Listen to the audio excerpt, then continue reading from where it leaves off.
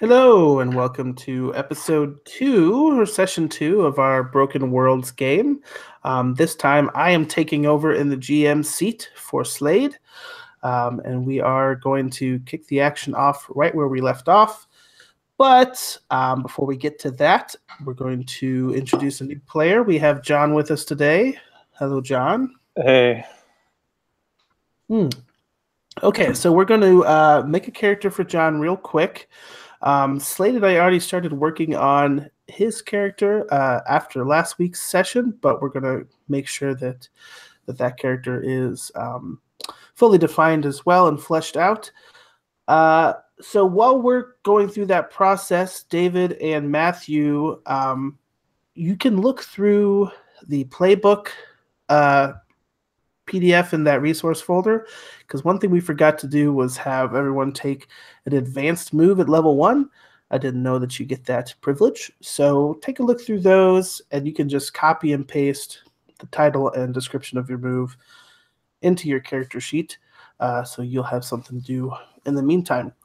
But first, let's look at John's character real quick. I see, John, that you have our resource, our character sheet pulled up here, already starting to work on that. And it looks like you were thinking about playing the master. Is that correct? Yeah, I was thinking that that's not taken and that might be good. Yeah, the master's cool, like a sensei kind of character, someone who maybe runs a dojo or something like that, right? Yes. It's the basic idea. Yeah. Very cool. And Slade, you had talked about wanting to play one of the refined, right? Yes. She is a princess from another world, essentially. Yes. Or she was next in line to be married to the king and didn't think that was a good idea. So she escaped to throne. Good for her. Princess power. I like it. Very cool. Okay. And we talked a little bit for your character. We kind of figured out what her goal is going to be. So you mentioned that she's a princess from another world, and again, there's 77,777 worlds right now, right? One for each god, one for each of the beautiful stories that they told when they committed their act of self-annihilation. Right, everybody? I'm sure you're all very familiar with that, though. But anyway,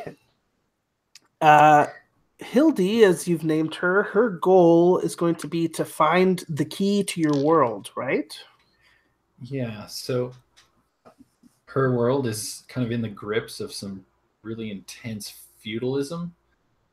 People are really run down by the lords and the kings and things like that, and she thinks that she's a bit of an anarchist. She thinks that if you open the door to throne and allow free passage between throne and her homeworld, it'll just destroy whatever order currently exists in her world. And she thinks that's better than what's happening right now. Obviously, she's wrong, and it will mean the death of untold millions, but that's what she thinks is a good idea. Well, you're in good company, because we have some people who are interested in selling a declaration of war, which would also be very bad. But that's cool. That means chaos and drama, and I love both of those things. So, John, when choosing your master, you decided to go with Devil for the race. Is that what you're thinking? That was my last thought. Yeah, but yes, but I'm viewing that. But yeah, that seems kind of interesting. Very cool. So one unique thing about devils in the Kill 6 Billion Demons universe, right? The idea is that each devil has a multitude or several names. But the more names you have, basically, when you are bound from hell, right, the hell dimension, and brought to this plane, you're given a mask and you're given several names. The more names that are given when you're bound, kind of the weaker and more servitile you are, right? So if your devil is more independent, they'll probably have fewer names and a certain color to their mask. So, where do you see your character on that spectrum? Someone who's more. When I think of the master, I would think maybe be a little bit, more independent. But yeah, it seems that way. Yeah. so you might have even just one name, for someone that experienced.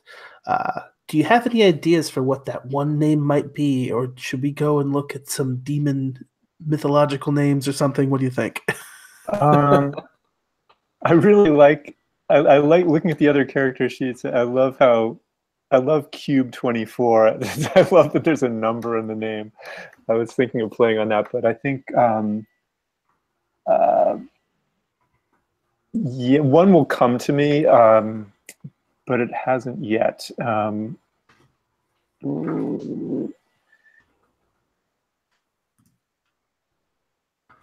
Let's see. You could also have like a nickname rather than blank, blank, blank, blank, blank. Yeah.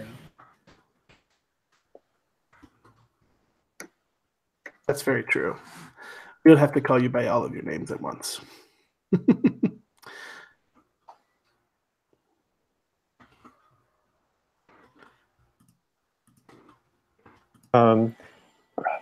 Bravagon. Ooh, Grabogon. Very fearsome name. Okay.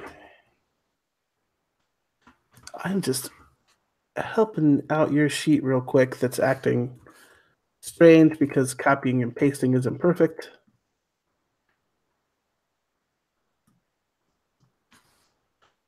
So you get all of your moves and stuff in here.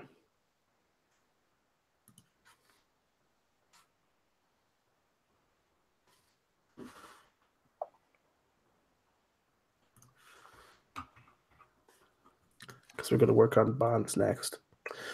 So you had a flaw for Hildy there, Slade. You just said it was just idealism. What do you think that means for your character? Oh, I mean, I think she doesn't think through the consequences of everything. She thinks that the way she expects things to turn out is the way that they will turn out. So she kind of has these, like kind of like a mental prototype of everything that she kind of sends out into the world, and she's usually disappointed or enraged or saddened by how things turn out. She's naive in a way, I think. I don't know if that's maybe a better word for what I'm talking about.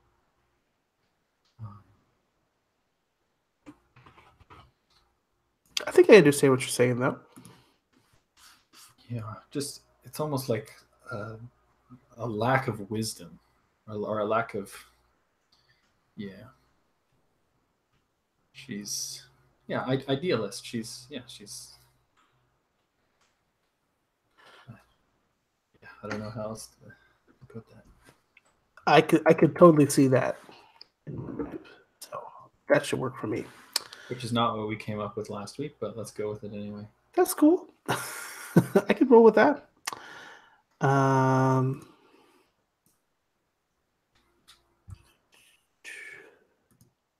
Proficiencies are in column J. Okay.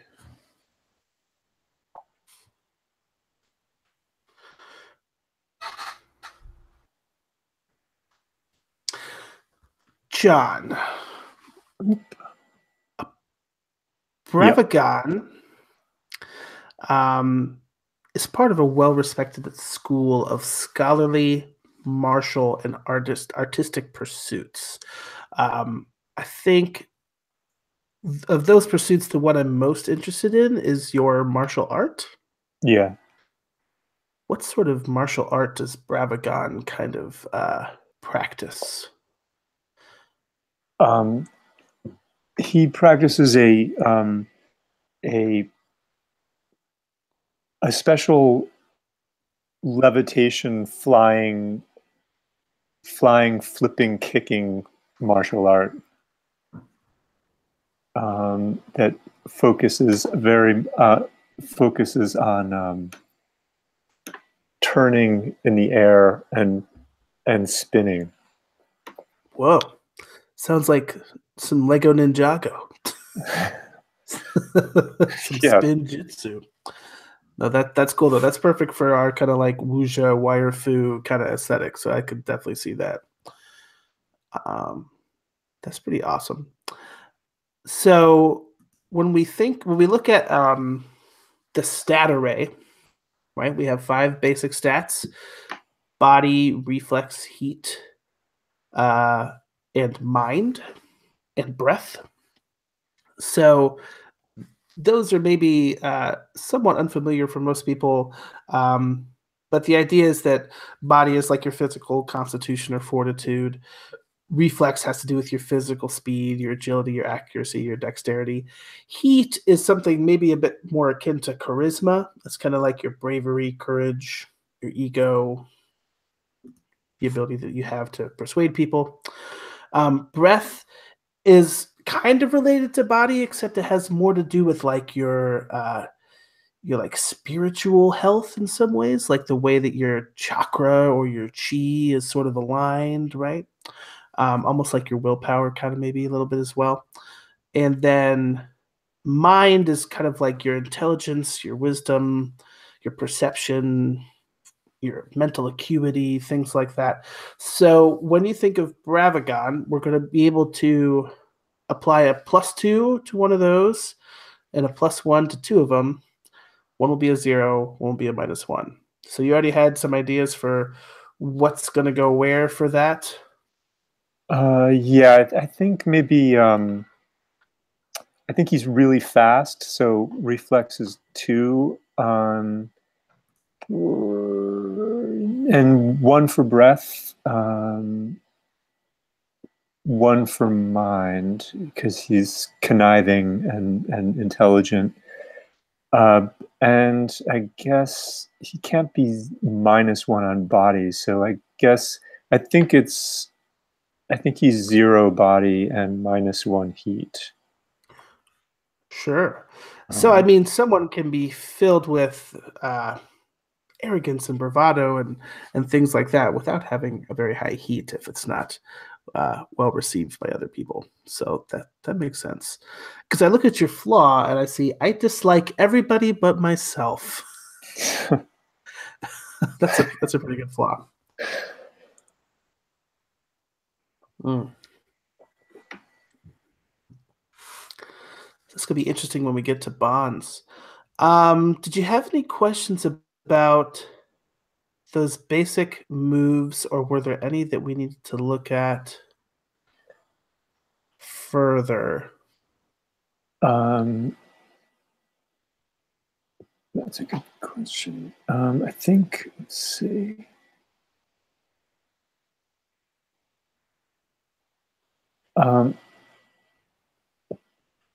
I will.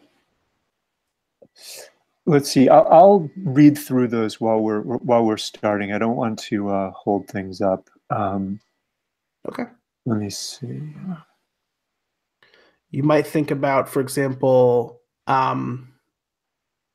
which artistic pursuit you pursue. That's in one of your basic moves. But yeah, think about that, and think about an advanced move from your playbook that you'd be interested in adding as well. Right. So let's see. Choose gear bonds. Master moves. Gain all the basic moves and these moves. And then master moves. So okay. Advanced moves. At first, choose 1 advanced move. Okay, I got it. I get it. Cool. Great. So I'll think of that master move then. Sounds good. What else was I going to ask? Well, so that's a long list of advanced moves you can choose from, but that's good because you keep gaining them as you level up. Right. And you're looking at the No Blank Broken World Sheets PDF, right, for those? I'm looking. I'm in the no. I'm in Uh, the rule book itself. But let me open that one. whatever is easier for you. I think they're just displayed a little bit different way. Oh yeah. And if you want to, you can also look at the optional martial arts document I put up there too, which is some additional martial arts moves you could take as well, which Hmm. anybody can take. So lots of choices. And if you don't even know which one you want at the beginning, we can always start playing. And then when you find one that'd be cool for a situation, you can put that in there too. Great. And like stuff with like gear and stuff like that too. You can always save that for when it becomes necessary or interesting. I have a tab that has a gear list. So, like for example, if you have access to Urbanite's gear, any one of those things in that gear list that you might need, you have it when it comes up if it's important. Does that make sense? Yeah, yeah, that's great. Okay. For Varric and Cube, did you all have an opportunity to find the advanced moves that you wanted to? Yeah, I took the ladder fight, which when I use an improbable large weapon, I can use it as armor if I break it. Interesting. So yeah, I think one thing about Cube that seems really interesting. You mentioned during character creation that he's interested in the architecture of Throne. Is that due to like his servant nature, like of his particular Yeah, design? I think architect is still like the highest calling of my people, um, and I mean, architect is a catch-all word for construction in this case. But so yeah, especially like with the original architecture of Throne, that was built literally by the gods, and so that's probably very significant. Mm. You know, And that might be tough to find because so much time has passed and stuff has been built up over the ruins yeah, of things. So finding true, you know, holy architecture would be pretty cool. And how about for Varric when we add to his capability? We have added another school. I've chosen Moth School. I was thinking that I had a friend while I was studying wherever I was studying that I kind of met up with and would train with. I think her name was Kazel. I think she's a demon as well. And when I roll a 10 plus on an agility move, I can give the reeling tag to any enemies I pass through. So that's when I'm doing crazy acrobatic stunts in combat. I can just make people reel. And I weigh almost nothing if I choose to and never take damage from falling. I can walk on water and jump off impossible surfaces such as a sword blade. Oh yeah. Yeah. So when we hear about the spider school and the moth school, is there a similar relationship between the schools that there is between the insects? That's interesting. Yeah. I think we're both very mobile, know how to get to interesting places, but sort of do that by different means. I think the moth school is more attracted to light, where spiders would hide in the shadows, kind of thing. And I think Varric's at an interesting point there, where he will kind of tend to stick to the shadows, but he likes his moment in the light too a little bit, and he likes to show off in that way. And maybe he picked that up from Kazel or something. But yeah. Yes, yes. And you might have some friends in the spider school who would say, like, oh, spider always catches the moth because they're attracted to the light. And Yeah. so that's cool. I like that about Varric. He's willing to branch out. Yes. Okay. Cool. And Hildy has her advanced move as well for her level 1. Yeah, it's called something split feather. Eye-splitting feather. Yeah, eye splitting feather. So Hildy has the art, which means she can kind of cast illusions and make shadows grow, and like higher levels they can attack people, and and this is one of the higher levels for her ability to change her face. She can actually make a full apparition that is everything except touch is just like her, and it can walk around a little bit and say a few things. And then at the end of that sort of spell, she can trade places with the apparition. Dang, that's pretty cool. That's pretty useful. So let's hope Very cool. that gets used today. I like it. So did Hildy perfect her art before she came to Throne, or by learning, is that how she managed to come here? What do you think? Yeah, I think she found a ley stone on her homeworld and got immersed in the occult.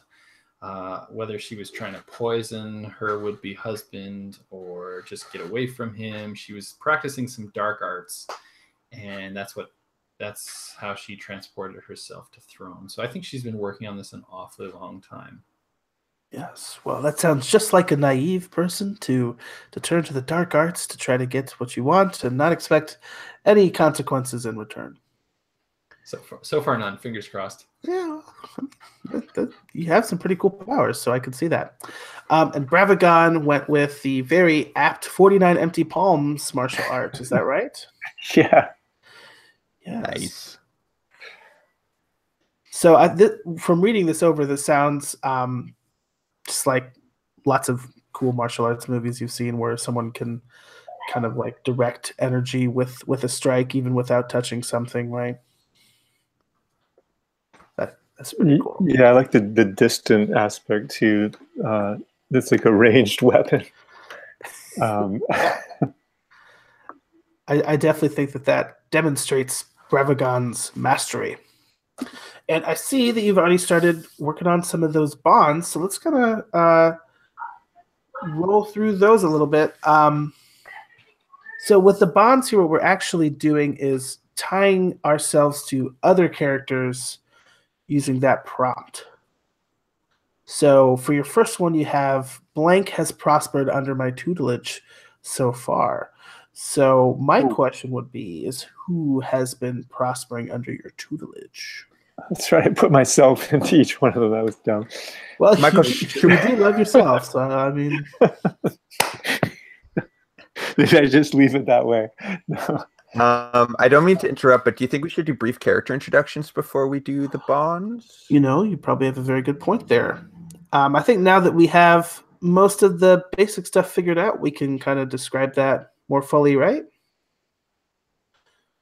So since you offered that very good insight there, Matt, why don't you tell us about Varric? You open your big mouth, Pat. Why don't you follow up on that? Do it then. So Varric is a blue demon, has a blue mask, is fairly impish. They are known as imps, and he sort of lives up to that. He's generally a bit cheeky and mischievous, has a lot of ideas. He can be a bit rude, mostly to strangers, but he can be a bit warmer. Some maybe, probably not. He has a pretty good analytical mind, and he's a very capable assassin. He comes from a long line of sort of legendary assassins.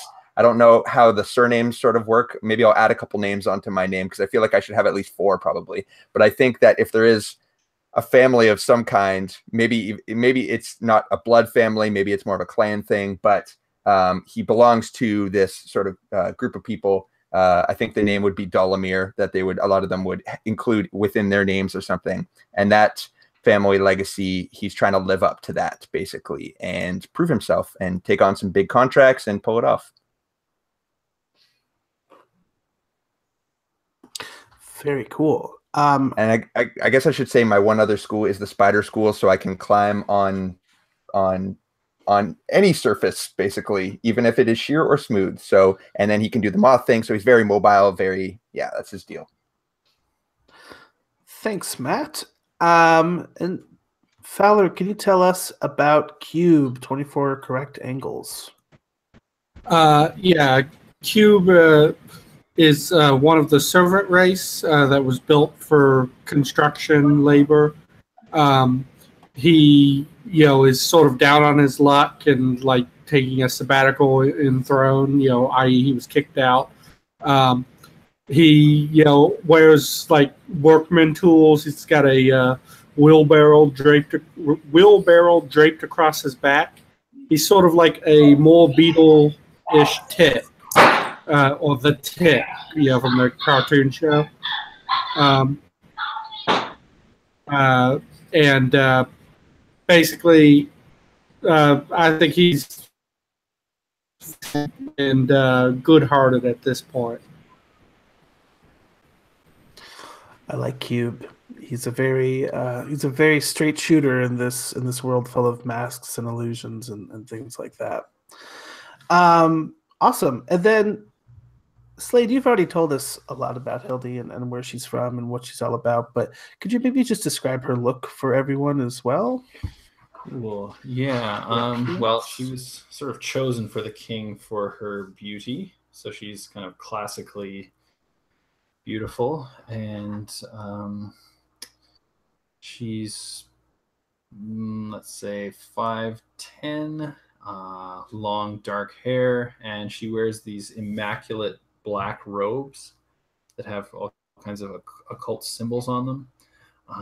She really doesn't like getting them dirty. That's very important to her. Yeah, and she walks with a kind of arrogance of a person who is supposedly fated to be the most important person in the kingdom, or second most, maybe. Very cool. Does she have like a pale kind of ivory colored skin to contrast with the dark hair and robes, or? I was thinking more kind of like olive skin. Okay, very cool. Yeah. Okay. So with that rogues gallery there, John, if you want to maybe have you envisioned an appearance for Bravagon, what they might look like, what their mask would look like, or something like that? I think you might still be muted.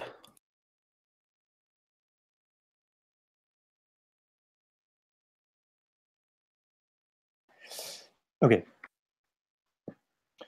He has a mask of steel, black,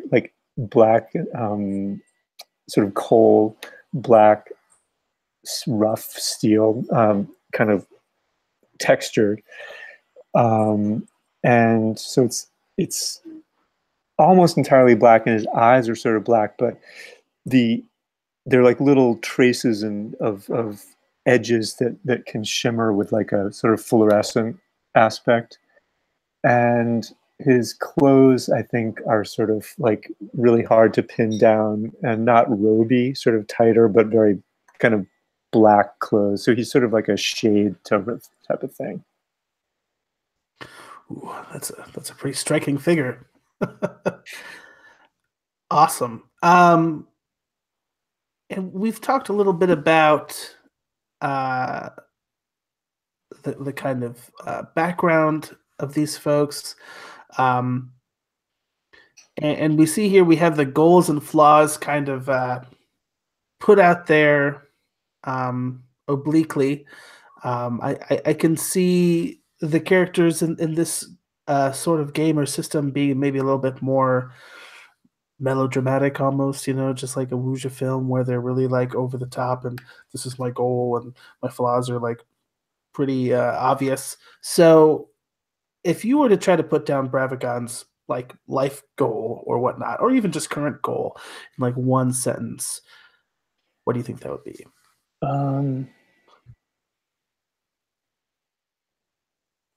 I think he wants to persuade people of immense power how amazing he is. So he wants to sort of one up he wants to work his way into a high-powered position. Certainly. And the flaw that's keeping him from attaining that goal is certainly not his competency with martial arts, but his just dislike of everyone else. Is that correct? Exactly. Yeah, it really gets in the way. Got to be a people person if you want to get into upper management. It's just part of the package. Very cool. Okay. I think that pretty much. Oh, we want to do bonds real quick before we fully jump in. Maybe Slade, if you want to start with one for Hildy. Sure. Can I ask, John, with Bravagon, what is he a master of other than martial arts? Like, I think you choose something like chess or tea or something like that. Cool. I think he would be. I think he's a. He would be like a sumi brush painter, painting sort of religious landscapes and characters and something in that realm. Cool.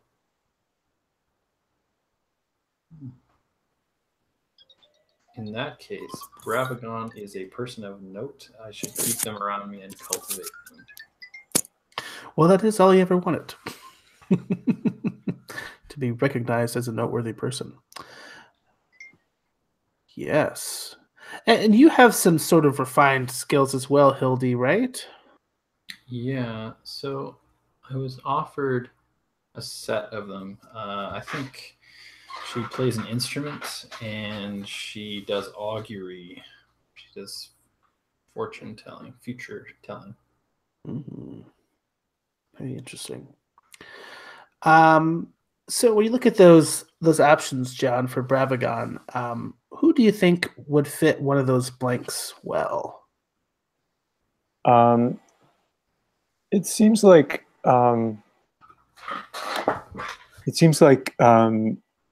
maybe Varric could have been prospered under my tutelage.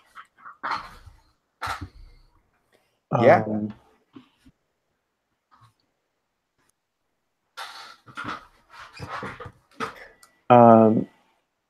Oh, actually, they're all. I'm the master, right? So they're all having to do with my.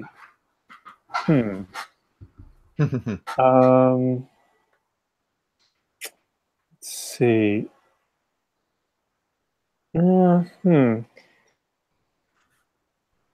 Shoot.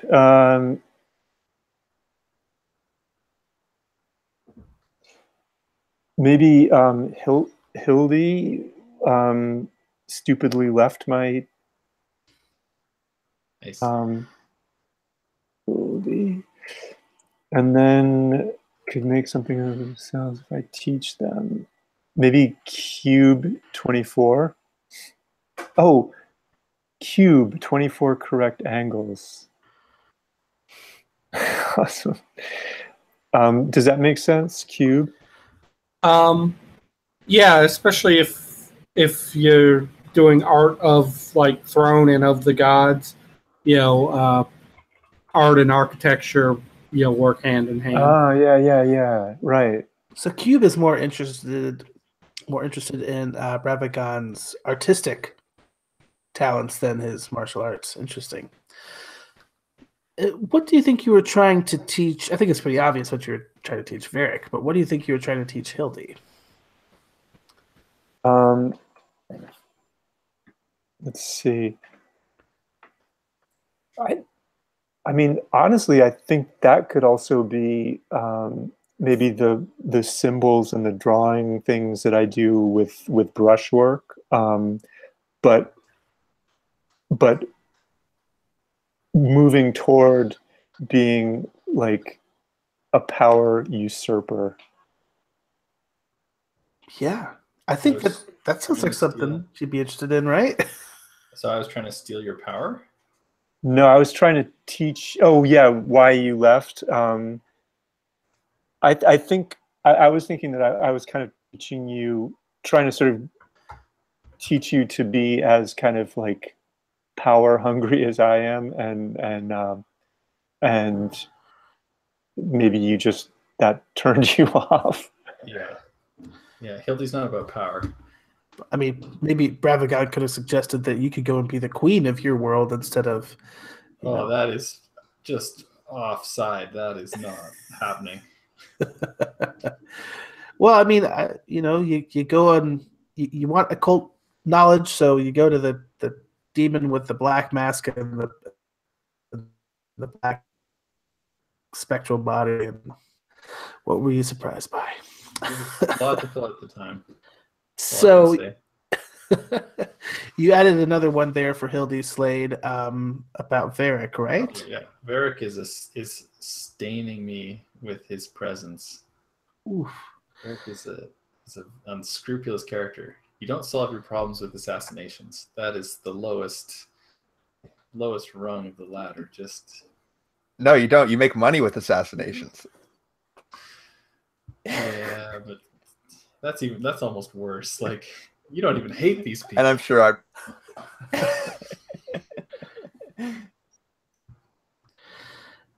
Yeah. So I think we see, again, a pretty logical one here where Cube once served at your whim. Is that right? I was going to rewrite that and something about Cube like once worked for me. I don't feel like Cube was like one of my retainers for any length of time. So maybe a contractor then, you're saying? Yeah.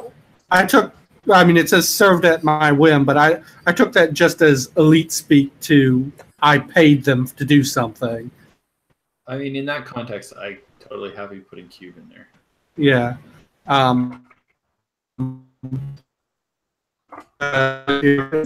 New to throne, having broken in, I would be a cheap guy. Cool. Yeah, that sounds really good. I like that. His tour is very specialized, though. Sure. If it's not about architecture, then he doesn't want to know. Well, I probably also would show you places to eat, but maybe bug food. Yeah. Slade, I have a question for you. Sure. How long has Hildy been enthroned, and how has she come into power?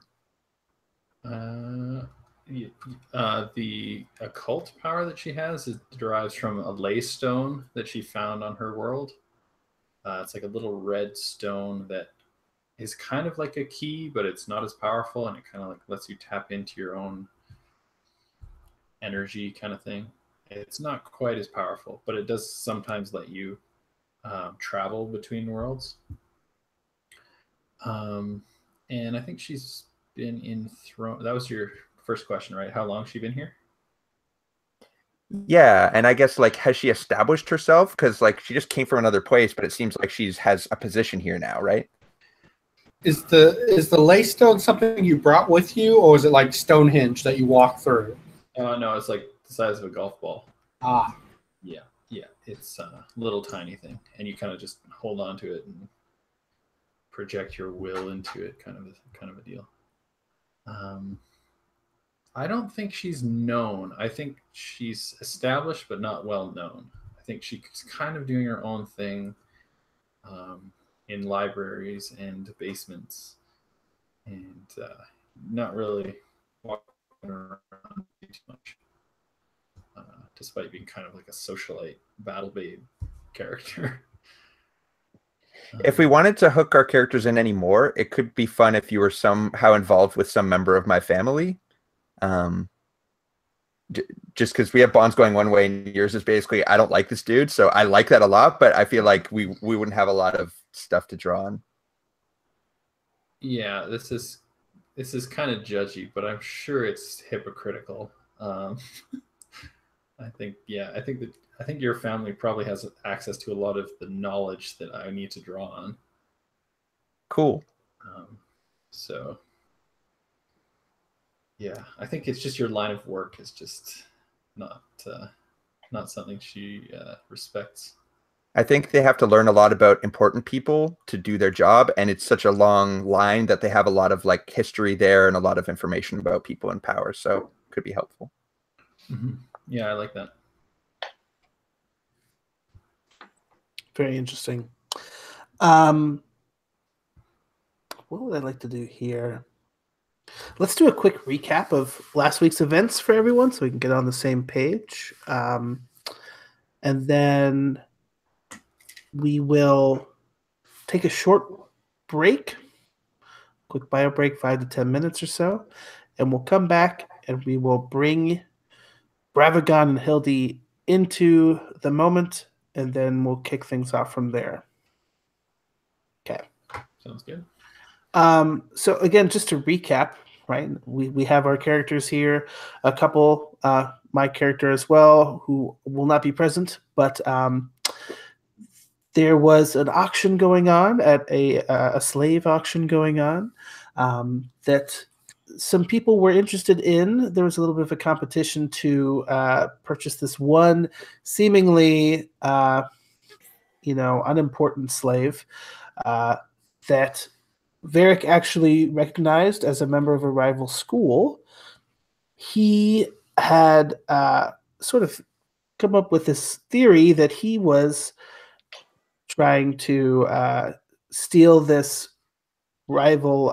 This rival was trying to steal this contract out from underneath him for an assassination contract to kill this local wealthy merchant named Gopati, who had made one too many enemies, who had also made an enemy of the Hunger Baron, and had defrauded Cube from his very important food and ration sort of account. So Cube had gone after him. Varric had gone after him. He had a demon after him who wanted to turn him into lunch.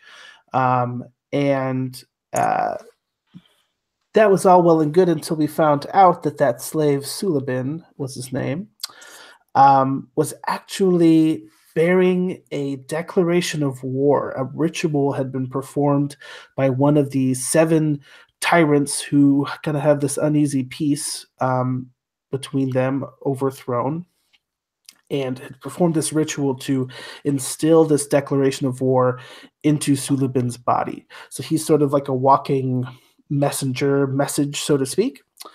But when that was sort of uncovered, Varric and some other people realized that there was potential for profit from having possession of this message, because you could deliver it to a certain person. You could let someone know ahead of time, right? If you control this declaration of war, it might be something in it that's good for you.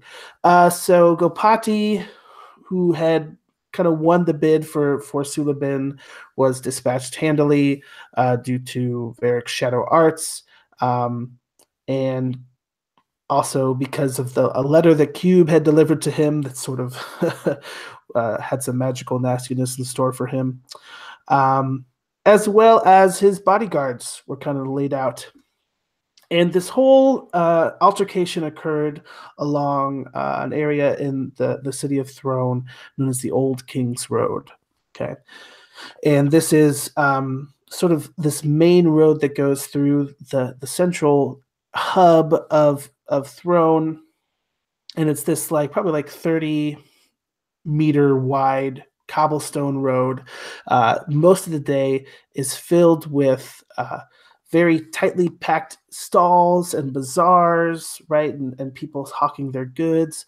There's these big signs kind of flanking the road all the way, of all these billboards. Some are, painted, and some are grand, garish neon monstrosities. Some of them have little demons who are sitting atop yelling and trying to kind of hawk the wares of their sign. So the other important part of this bazaar in this road is that 2 hours a day, it must be cleared out entirely for solely the purpose of traffic. So maybe Gopati had intended that when this road would clear out, that during the chaos he would be able to slip away with his purchase, but that was not in the cards for him. So when we last left our crew, Varric and Cube, they had kind of bound up their prize of Sulabin, brought him into this tavern, which is located within the hollowed out foot of a dead god. It's called the Leaky Boot. And they were discussing some plans, and Cube offered to perhaps just end this whole, bit of drama and danger by just suggesting that they kill Sulabin. And at that moment, Sulabin started to glow. With the best of intentions. Purely for the sake of peace. That's when Sulabin's self-preservation ritual kicked in, and he and the corpses around him started to glow. So that's sort of what's going on right now. But we're going to work in Hildy and Brevigon into this charge situation and see where things will go from here after our 5-10 minute break. Sound good? And feel free, if you have any further questions, type them in the chat during the break, and I will look at those. We can get back to that too. Great. Okay.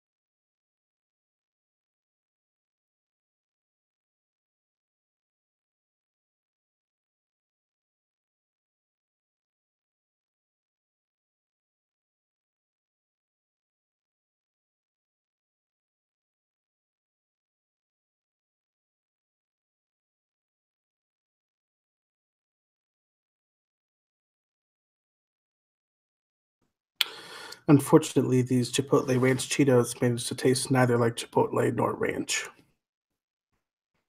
It is extremely unfortunate. My sympathies and condolences. Thank you. Hey, Michael, in What's the Google Docs, I noticed everyone's name is like Anonymous Moose or whatever. How do you? Why is your name up here? How do you change that? I think it's just because I shared the link instead of inviting your Gmail accounts in particular. I think if you send an invitation to share to particular Gmail accounts, when you log in, it shows who you are. Would be my theory.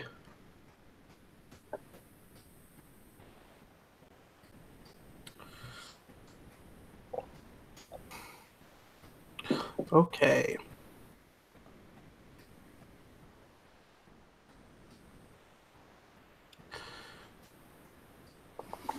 So before we kick things off, one thing I wanted to touch on was our safety tools today. We're going to be using the X card primarily.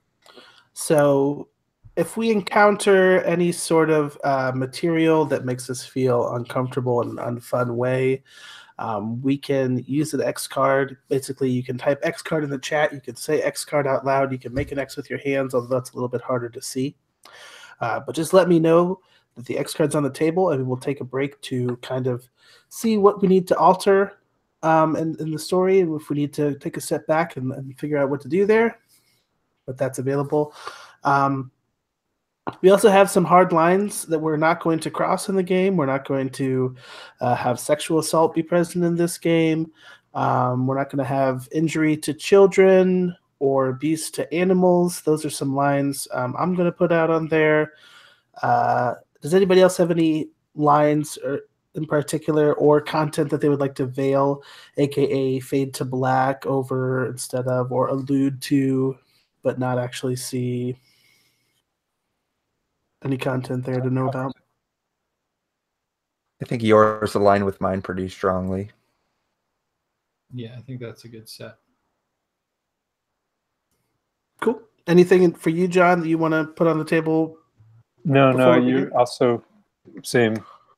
Cool. But then again, if anything comes up during play, if your phobia of spiders, comes up or something like that, right? Bring out that X card so that we can be respectful of each other's mental health and safety there. Cool beans. Okay. And also fun, because if something's just not fun, I say that's okay to X card too. So my question for the new characters returning or entering the scene here, I think I'm going to start with Hildy. I'm curious what it was you were trying to find in the bazaar before you saw this commotion kick up. Okay? And I'm going to have you describe to me how you were looking for that particular thing, and then we're going to roll, I think, either with heat or mind, depending on what sort of method you were using to find that. That'll just be a little love letter. And for Bravagon, I want to know your connection to the local press on Throne, which is called the Spoke. The Spoke is a very quick-moving newspaper, and they would be able to offer you lots of rumors very quickly, such as when the three Blue Devils who witnessed the declaration of war by Suliban before they managed to cart him away. Oh, I didn't realize that was exposed. I missed that. I didn't catch that. Wow, that's cool. I forgot to throw that into the recap there. So that three little Blue Devils heard about that before they managed to drag him into the leaky boot. But I think you managed to intercept that news. I want to know what arrangement you had with the press in order for that to go your way, for you to intercept that before anybody else. Well, that I mean that's sort of obvious. Sure, tell me all about it. I have befriended and give like lavish gifts to the contact at the paper that covers power and the governmental negotiations and things, and because I'm always trying to like worm my way into that.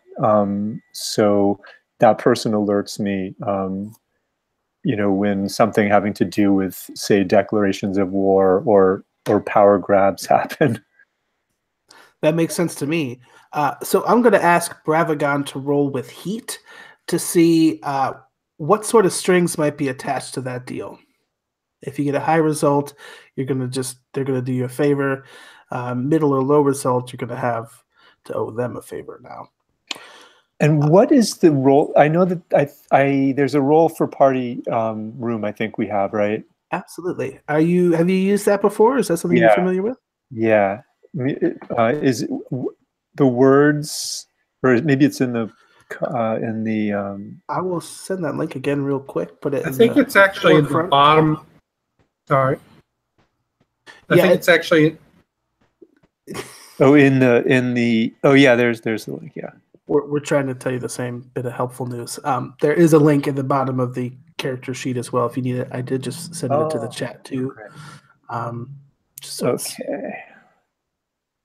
Wherever you can get to it. Slade, did you roll for Hildy though, or tell me a little bit more about Hildy's method of searching this bazaar? I want to see if she got something good. I think she's just totally misread the situation and is trying to seduce either an angel or a devil, maybe an angel. And it's just not going over particularly well. So you'd come to the bazaar to seduce an angel? Was your intention? But the angel has some information on maybe where the key was at some point. Not necessarily where it is now, but where it was, and maybe where I can start or continue my search for it. Okay, so you came to the bazaar looking for information. And that is its own form of currency, so I can believe it. Yeah, she knows that there's some kind of patrol or investigation going on, and so she knows there's going to be some high-level lawmen around. Well, let's see how your seduction of an angel went. Why don't you roll with heat?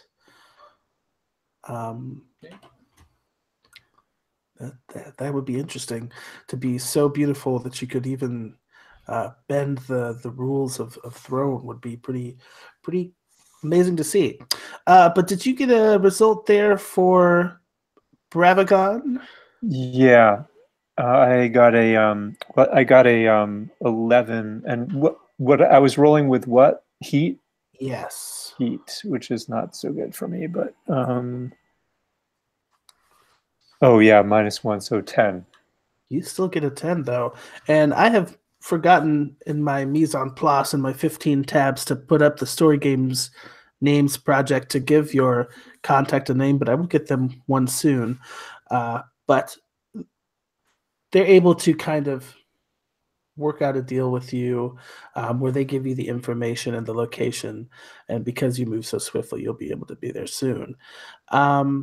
What favor did you do for this person in the past that was so worthwhile that they were willing to provide you this juicy bit of news before it hits the stands?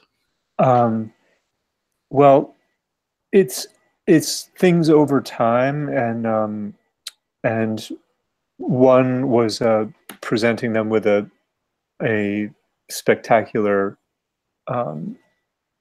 spiritual painting, and also I think maybe I maybe I took out like a rival for them.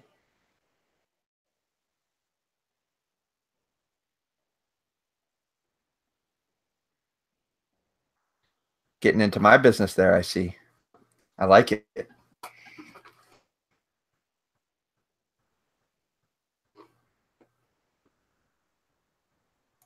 Maybe intimidated a rival. Are you a person who has killed for money before, or who would, or are you against that? I would do it. I would definitely kill for money. But would you I call know. that I assassination? made a good or- choice.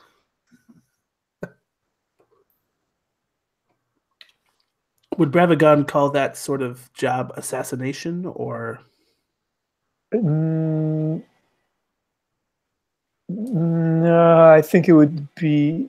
I mean, I guess it would have to be called that to some degree, but it would be more. I mean, it would be just power grabbing. But the intention would be power grabbing, but it would be assassination, I guess. sure? Well, if he was powerful enough to be worthy of your service, then you wouldn't have killed him. So your contact with the spoke, their name is Duban, and you killed Basir, their rival, for them. Sound good? I'll put those names down in the NPC tab on the character sheet so that we know how to pronounce those. Okay, Duban, we have Basir. Cool. All right. So, how about for our good friend Hildy? This angel. how well did you do with your seduction? I got an 8, which is kind of doesn't make sense, but it's gonna work. Okay. That's some kind of mixed success. Yeah. So I guess my question is, would you rather be successful with your seduction or be successful with your information gathering? Oh, absolutely, the information gathering. Another question is, which sort of angel is it? I mean, Petal Knight or kind of stony standard rather than thorny type.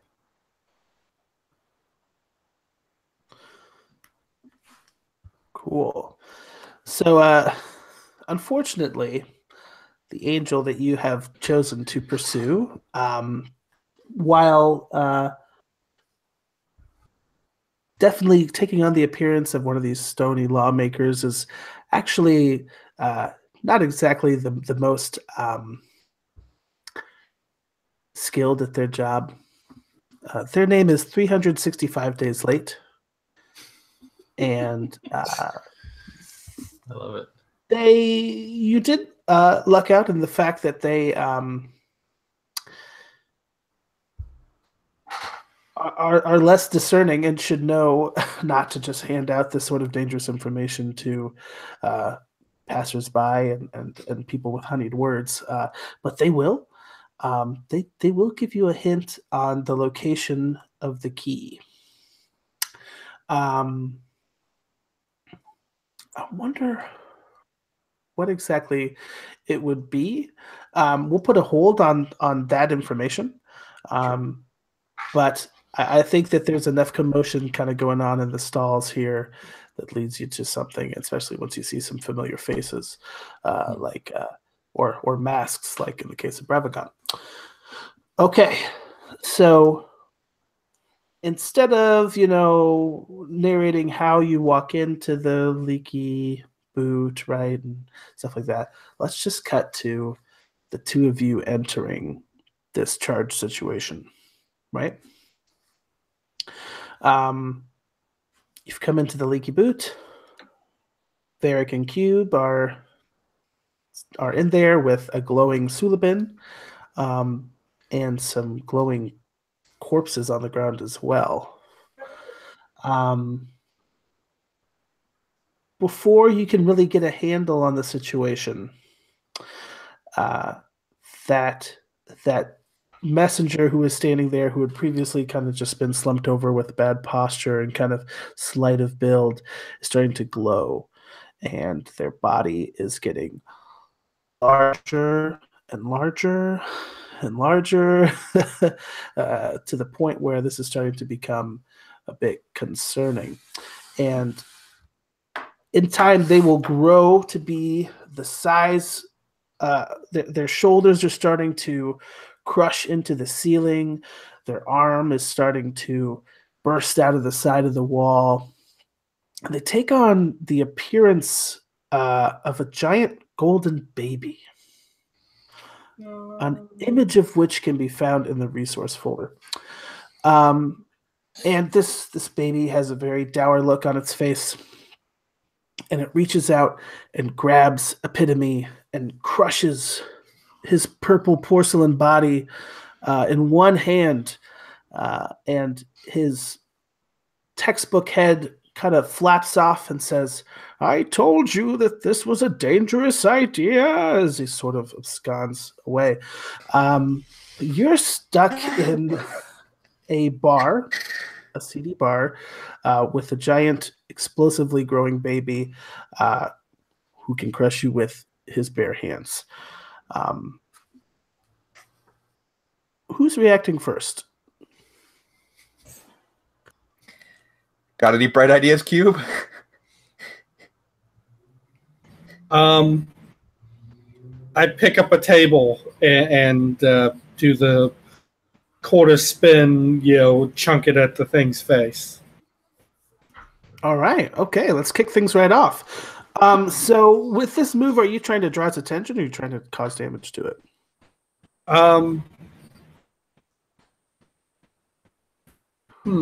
Is there's no chance of saving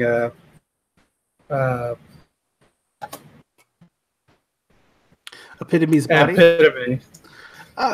His textbook head is fine and flapping away. He'll need a new body soon.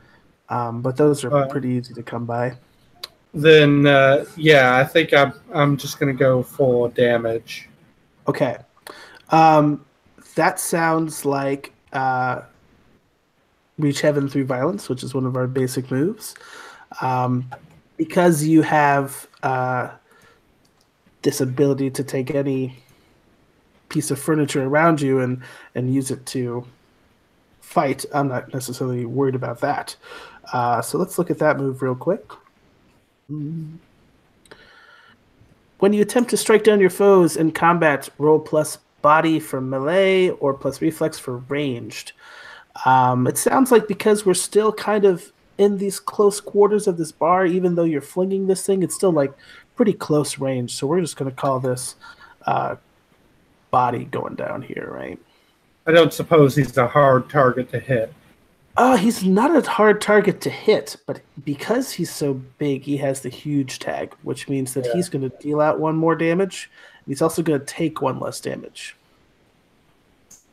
Yeah. All right. That's 12. Oh, nice. Flourish. You indeed get a flourish. Remind me what flourishes do? So a flourish is basically just your opportunity to add an additional tag to your attack. So you tell me about your description. What happens when this table goes spinning and hits this golden baby right in the forehead? Yeah, I think it definitely knocks him back and maybe even tripping over other tables and other people in the bar, and so now he's prone and smashed nose. Yeah. So I think what happens here, right, is you see him start to lose his balance, right, and he actually crushes through the back wall the boot. He's spilling out into the street, right? And you see various goblins and little imps and devils like kind of running to get out of here and out of his way. And he's going to be reeled right now. But as he's getting up on one elbow, you see that spot where you'd hit him with the table has dissipated. So I'm going to have him use his one armor here to deflect any damage here. But you kind of set him reeling back. So this is a perfect opportunity for somebody to. I think I would also turn to Varric here, or Varric. Yeah. And like, is this one of your schools of assassins? What is this technique, or what is going on here? No, I've never heard of the Gilded Infant School. I think this is a new thing. And I just turn around. I think I see Bravagon, and I'm just like, oh, Master Bravagon. We got a situation here. Stay calm. Yes, join the party. Stay calm. Let me sort this out. I was thinking that I would actually question the universe to find out about this thing, but maybe things are happening so quickly. I need to just. I'm going to do that anyway. I'm going to place my arm on Varric and just look at this thing and say, what the hell is this? And question the universe if possible. As a master of martial arts, this is something you might have seen or heard about from your history, and your vast knowledge of various schools of martial arts will probably give you the knowledge you need here. So I think you're going to be able to do this just purely from memory, which means you're going to roll for knowledge. So roll with mind. Okay. I think Varric is geeking out a little bit that, the master's involving him in this whole thing. Shoot, 6. Crap. That's with plus mind. Could I aid? Yeah. Yeah, let's talk about aid. What does aid look like here again? I think there's a move for that. I think it's just plus heat or breath. I think it's heat. Plus breath in combat. That aid looks sort of like a defend from Dungeon World, though. It doesn't really look like, or I guess +1 forward. Okay. Yeah, I think that maybe that might not be as relevant here, but I think one thing I'm happy with a 6.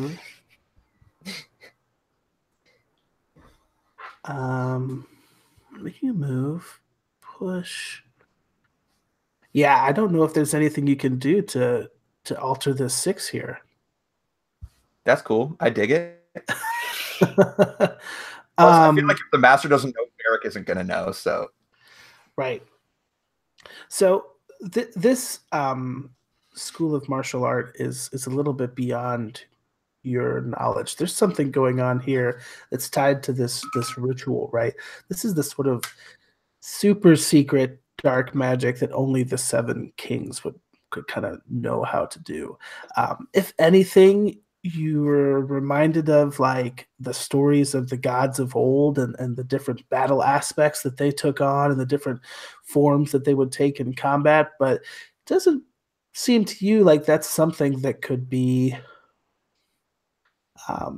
achieved by mere men, is it?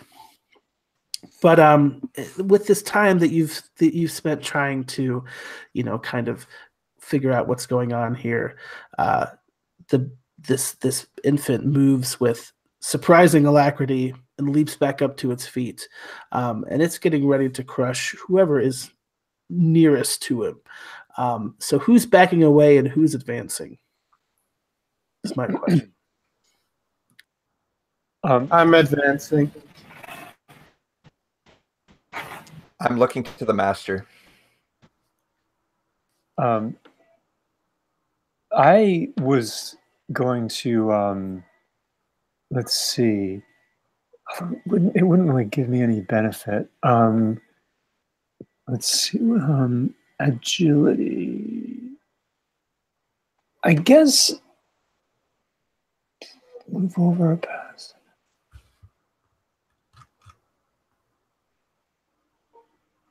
Can spend your hold at any point on this.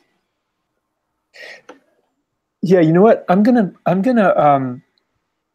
I realize that this is quite a challenge, and the fact that I don't understand this thing makes me furious. I realize that I must lay the groundwork for my attack. So I am going to become very agile and try to roll for agility, which so that I can just be leaping off and flying. Cool. And that's going to give you some hold to spend while you're kind of narrating these actions, right? Yeah. So I'm gonna. Oh God. You get Okay. any hold there? That didn't work. Let's see. What do I get?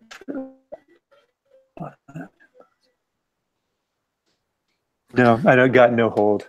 Oh man, the situation's gonna get worse for you. But before we do, I'm kind of curious, what's going on with Hildy, Slade? Is she what position is she taking on the battlefield? So I don't know if she comes up from behind or she just charges in. I think she needs to recognize that her friends are kind of engaged in the fight. So I think she enters and sees this all happening and just commits to it. She gives a quick nod to Cube and Varric and just bolts towards this creature and unlaces these curtain-like black robes that are at least 10 feet long. And you just see a flurry of fabric. And she tries to jump onto the arm of this thing and try to entangle it so that it can't swipe at people. Yeah, I like that. So it sounds like you might be trying to use your physical strength to subdue this target, right? Yeah, like tying knots and like trying to entangle and just try to overpower. So I think that this is very difficult for you to do because this baby is so huge. It's going to be hard for you to actually baby fleshy question mark. Oh, as you get on, it has this like the texture of bronze. It's like made out of metal as you're feeling its arms, right? Like it's actually taken on golden quality through and through. You're not going to be able to hold it securely for any like length of time, but you might be able to distract it momentarily. So I think instead of having you roll for the might move, I'm going to have you roll for the overcome move, which is kind of like your defy danger. Sure. Right? But because you're doing this with a quick action here and you're trying to wrap it up with your robes, why don't you roll with reflex? Okay. Now, while you're trying to do this with its arm, right? That's a 6. Oh boy. I'll go ahead and kind of just tie these two failures together, right? Cube, you can shake your head at these fancy people trying to do things all quickly and without just might behind them. The baby is he's flailing his arms, right? He's throwing a little temper tantrum right now, basically. I said that really funny. He's throwing a little temper tantrums. What he's doing, he's going to get you all riled up. And he's just swinging his arms. He's just causing chaos and destruction, right? And he is swatting at you. You're able, because his blows are sort of unfocused and undirected, to avoid being hit by him. But he is bringing down this bar on top of all of you. Okay. So I think that you're going to take some incidental damage from like little bits of supports and stone and things like that. So each of you can take 1 damage from that. But here's something further that has happened in all this chaos with with our friend Varric kind of keeping a little bit back, hesitating a little bit, seeing what his master does. He does not notice that the two corpses of those red demons that had also started to glow have risen up behind him and are resurrected and are advancing on him until the very last moment you can smell their hot, fetid breath from the underworld kind of cloaking your shoulders and coming up into your nostrils. You have just a moment to react. What do you do?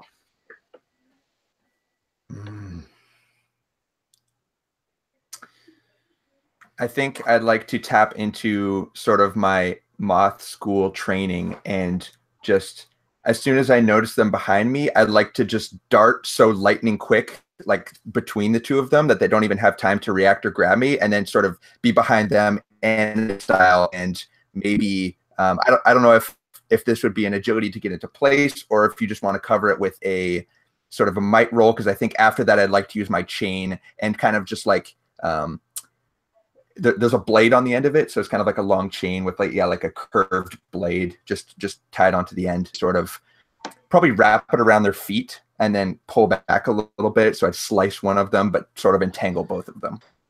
Yeah, that's the goal.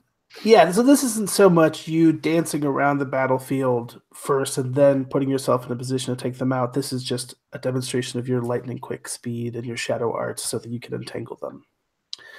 Yeah, roll with might. Cool. And you'll see as you're kind of dancing around them, right? That their bodies are still kind of showing the wounds that they received from Forakir, I believe his name was, which is cannibal demon, and his gang and the knives that they used to take out these bodyguards last session, right? And their red masks have now turned into these strange golden smiling masks, right? But they reek of death and black magic. How'd you do with your might roll there?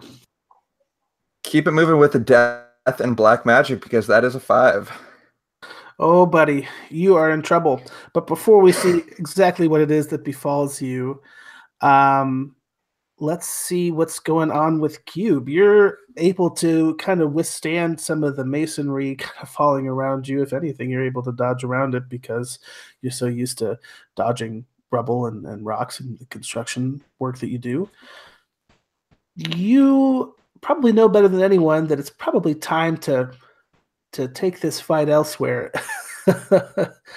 So I wasn't involved in the damage earlier? Oh no, that was just for our Hildy and Bravagon. Yeah, I think I want to... Don't get out of here soon. You might also get to share some of that. I think I want to sort of clear the path. This baby has made a large hole, and I want to, I want to try to clear the path and get him back inside the building to hopefully take the damage. And I think the way to do that is with the... my starting moves just failed. And now say ref. But I had one that was essentially mocks the dog or something. To try to get him to lunge at me and then use that energy to trip him up and throw him into the interior of the bar while I make a break for it. Okay. Am I muted? No, I'm not muted. Sparrow mocks dog. Sparrow mocks dog. Let me read that real quick. Oh, you're trying to humiliate him here, huh? Yeah. I like it, but we're just gonna say that your goal here is to take him outside and reel him, right? Yeah. Okay. So are you trying to bring the baby outside or push the baby back inside to? I'm trying to Like I imagine that the baby is in between me and the escape hole. As he comes at me, I'm going to roll him, and so that now I'm on my way out, and he's going into the building, which is collapsing. Right, dung beetle style. Right. If I can do it involving the wheelbarrow, like him stepping in the wheelbarrow and sliding comically into the bar, that would be awesome. I'm way into that. Go ahead and roll for that. I think that's with heat. Okay. Which is 1 for me.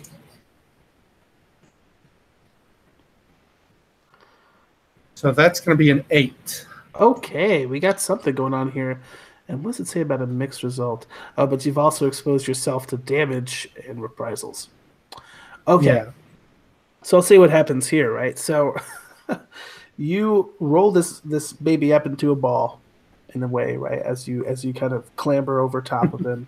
And he's just frustrated. He's hitting his own self in the head as he's as this is all happening, and you've left your wheelbarrow there in the perfect spot where he can step into that wheelbarrow and kind of flip himself over, right? So I like the idea that it's like the dung beetle ball too. right. And you've kind of rolled him all up on himself, and now he's kind of further into the boot, so he's now the one at danger of being crushed by this falling bar. We'll pay the tab later. But as you maneuver yourself outside, you hear these loud ringing bells. Dun, dun, dun. And as a local to Throne, you know that those bells toll the sound of the traveling hours. So you start to hear, everyone is cleared out of the street, and you hear this rumbling noise coming from the opposite sides of the road here. And you see dust clouds kicking up. And you know that very soon all of the traffic that can fit within the Old King's Road is going to be here. And that could be bad. Yeah. Okay. So we cut back to Varric, who has managed to wrap up the feet of these demons in chains, right? One thing that works well with that technique is that most people kind of get hurt when that happens and stop fighting back. But these beasts are moving with a savageness, right? They are paying no attention to their wounds, to any pain that they're feeling. And you feel yourself being pulled towards them with your chains as they just accept the pain of the chains digging into their flesh. And they ravage at you with their claws. They've discarded their conventional weapons a long time ago, and they're just scratching directly at your flesh. Okay. So go ahead and take, I believe that's 2 harm.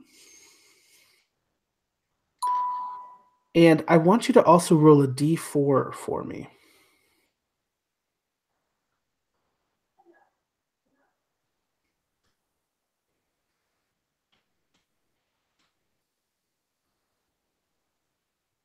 I submitted, but I don't see it. Let me try one more time. There it is. It's a 1. It's a 1. So, like we said, these claws are going out. They're behaving in a savage way, right? In just the same way that the baby was lashing out in a tantrum, these demons are lashing out as well. Tell me, who takes collateral damage from these strikes? Hildy or your master Bravagon?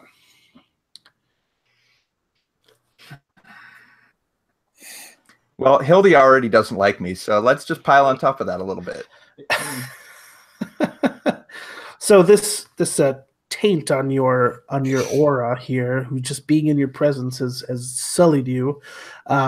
This is further proof.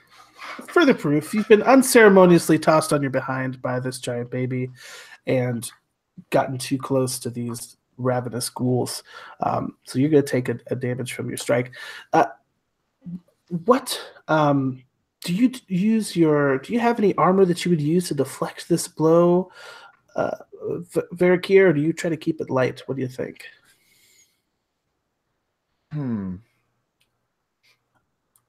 I'm I not sure think if you have any armor. I think I would try to keep it light. I have a light armor proficiency, but I don't think I started with any, and I also don't think I would really have any. I think he's pretty cocky that way. Well, this blow might change your mind. So you take that to harm, but even as these things are causing superficial scratches to you, you get a good, solid rip from one of their talons, and it actually pierces your skin. What color is your blood?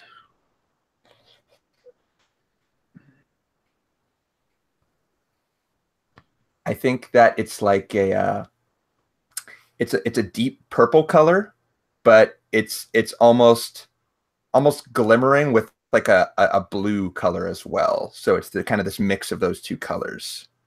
Ooh. So this beautiful, in a way, steaming hot demon blood, this demon, like a tongue, comes out of that golden mask and starts to lick the blood off of its talons. It's really Nasty. Yes. So that was in character. Let's see what Bravagon's up to now with the danger of this whole bar collapsing on you. What would the master do? So the baby's going into the building. We're outside the building. Only Cube has managed to extricate himself from the building. So there's a nice big hole that the baby made that he left through, but the rest of you are dealing with masonry. And we're all on this cobblestone street. The hole spills onto that street, but you're in this bar in the shape of a giant foot. Oh, we are in the street. Okay. And am I in short range distance to these demons? Yeah, I would call this range right here hand range. So this is all within range of close combat in this bar. When you start getting outside onto the street is when your range would increase further. Okay. To close. Let's see. Then, so let's see. I was going to invoke 49 hands, but I think that is really sort of more a ranged thing. 49 empty palms. With a ranged weapon with close, far range. You can also use this power to project force at a similar range. Yeah, so that's all. So I guess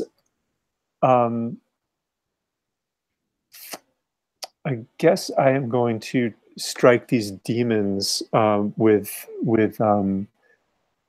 the fighting move. Reach heaven through violence using maybe a sword. Sure. So you're risking the danger of this collapsing bar in order to give your student a hand. Is that right? Yes. Ooh, very brave. Let's hope you're successful. So it sounds like you're going to be rolling with plus body for your melee attack. Yeah. While you're slicing at these two demons with a sword, Hildy, you have a chance to compose yourself. What are you going to do?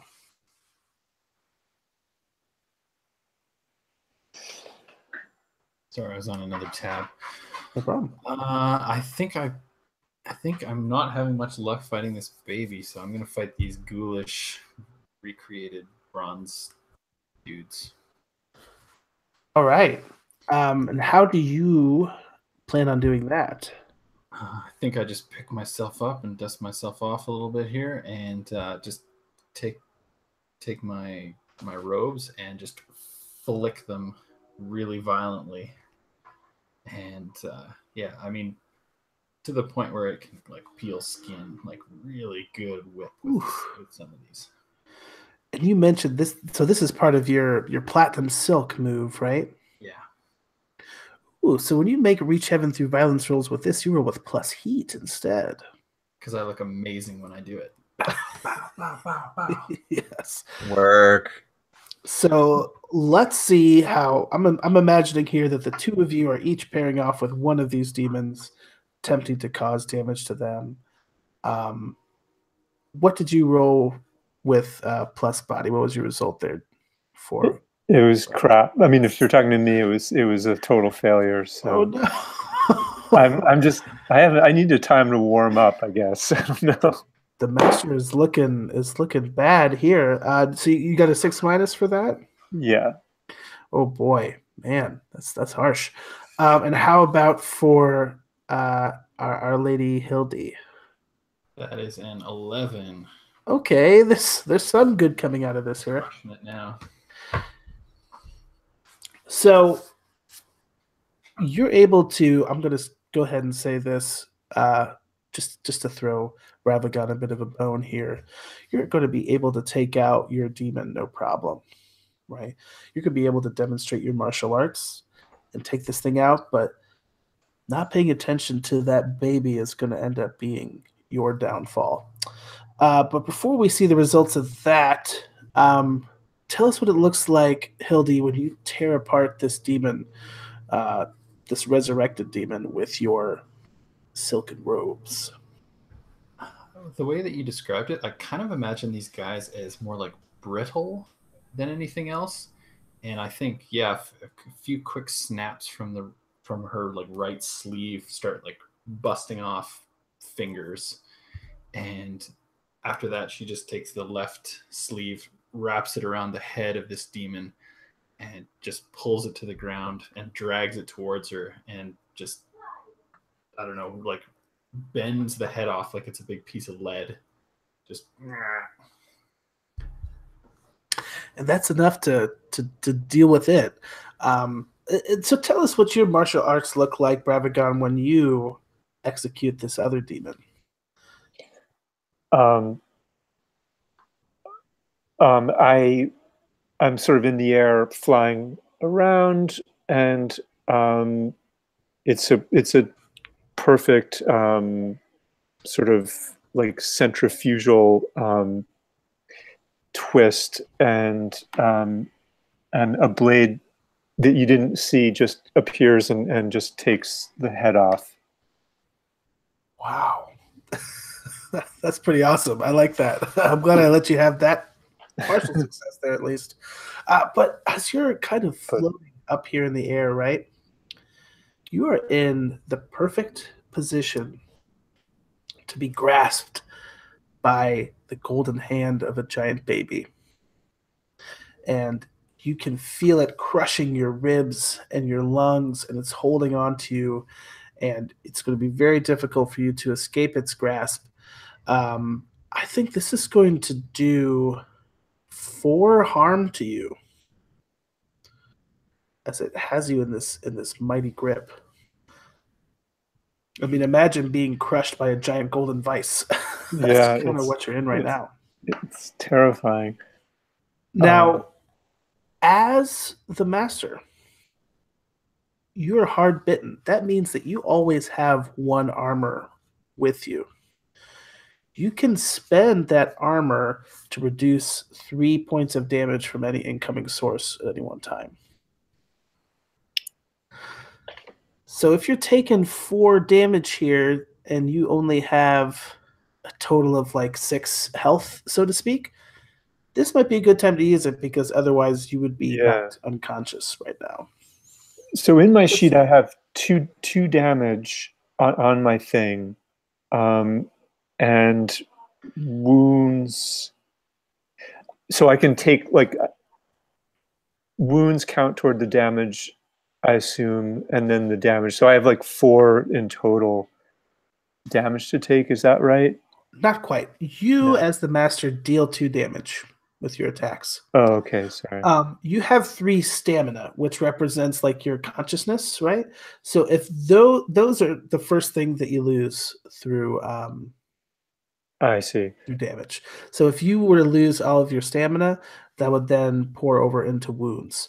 So when you lose all your stamina, you go unconscious. But when you lose all your wounds, you're going to the Black Gate. Wow. Okay. So yes, I would spend that armor for sure. Cool.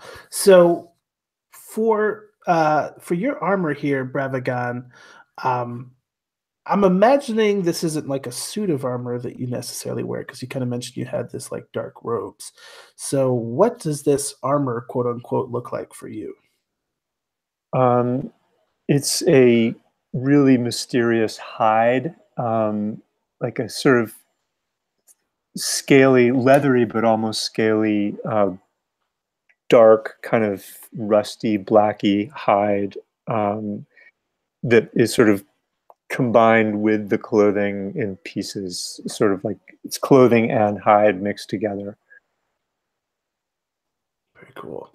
So does having that armor, does that give you enough wiggle room as your body starts to become compacted that you can slide out from underneath this grip from this baby, and that leaves Cube standing outside looking into this carnage, seeing that no one is considering the structural integrity of this building and its architecture and how close it is to failure. And also, maybe they're unaware of this stampede of various beasts of burden and automobiles that are getting ready to come down the road. What do you do in this situation? Oh, so with the traffic, let me just make sure I understand. The danger there is discovery, or is it gonna be like we're gonna be like physically trampled if we're in the area? If you're not moving, so the way that the traffic flows on this road is always clockwise. So basically, one side of the road is walking south, one side is walking north, right? If you're standing still, you're either going to be crushed or get the crap kicked out of you by people who are in a hurry, right? This is like New Yorkers turned to 11. Yeah. They don't really have a lot of mercy for pedestrians. So, or for bystanders, that is. I kind of see this danger here, right? I'll make this clear here.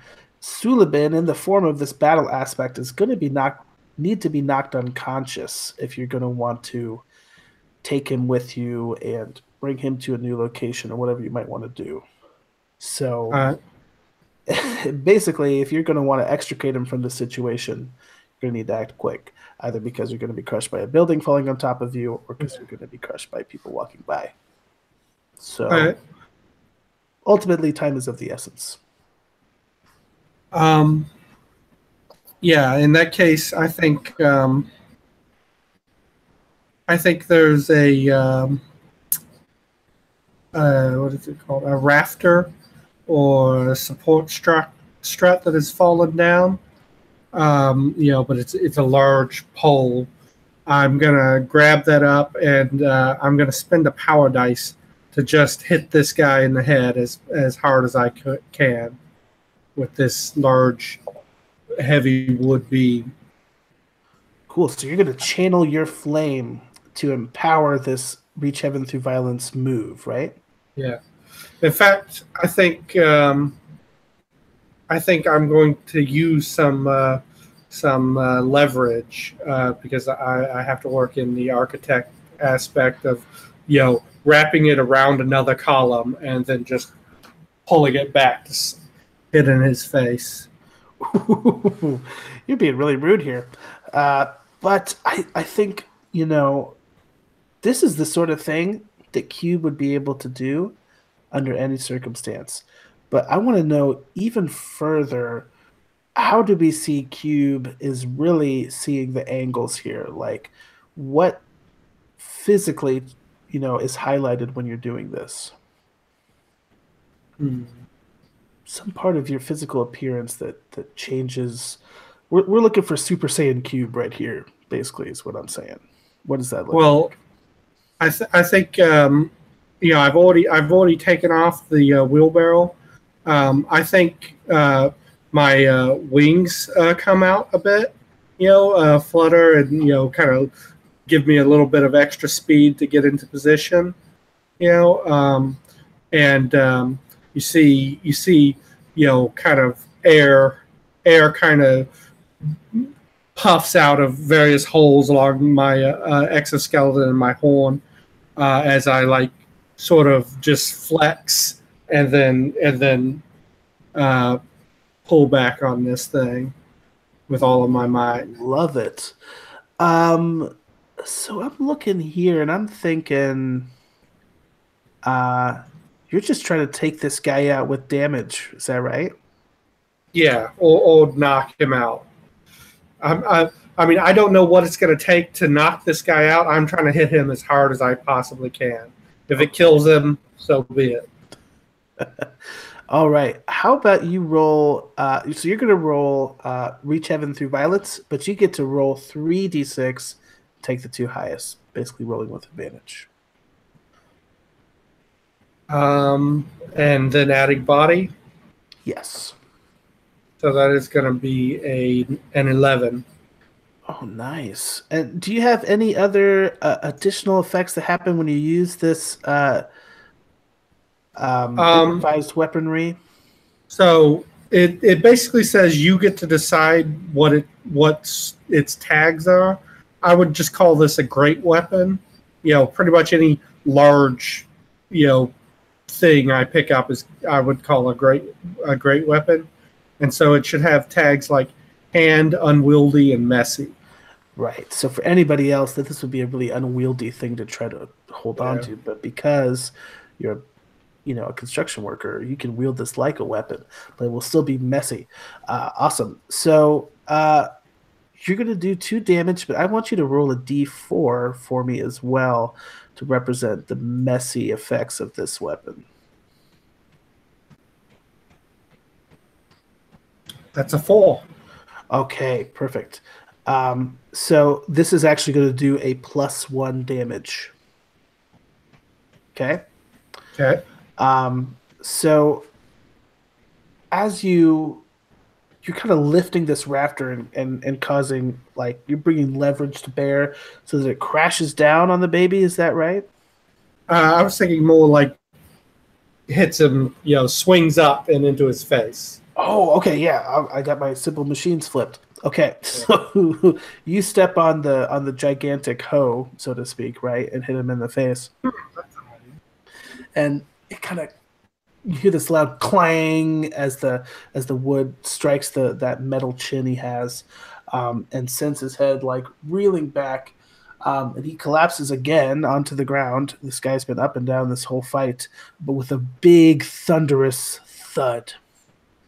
And this is enough to shake this foot down to its very foundation, right to the sole of this foot, right? Yeah, so I think I would also yell out something like, we should all leave in an orderly manner. You all have a very brief amount of time to follow that very wise advice. I think Varric would probably be the first one to have a chance to react, though. So what do you do in this moment, Varric? Can I ask if Suaben is knocked out, does he turn back into something we could drag off? Not quite yet. He's still up. Did we determine that I grabbed something from Gopati to kind of prove that I'd fulfilled the contract? For sure. I don't know if we necessarily had detailed it. Cool. Yeah. This would be a great time to do that, though. Maybe he has just a massive ring that kind of he fits onto 3 of his fingers or 2 of his fingers or something like that, and kind of some big stone or something. Maybe it's a little hypnotizing when you look into it, and I think I just pocketed that. But at this moment, I think that I'm most concerned with myself, honestly, and I think I'm listening to Cube, and I'm going out, and I'm maybe if I'm the first one out, I would kind of scan the road and kind of get analyze the situation, see what the best way out for us would be. For sure. So I think So you're trying to kind of like lead your compatriots in like the best route as like the rafters are starting to fall down. You're like going to be like go through that hole, so to speak, right?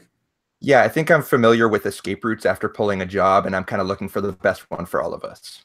How about you roll with breath for me to aid then? I think that actually would be Okay. relevant here.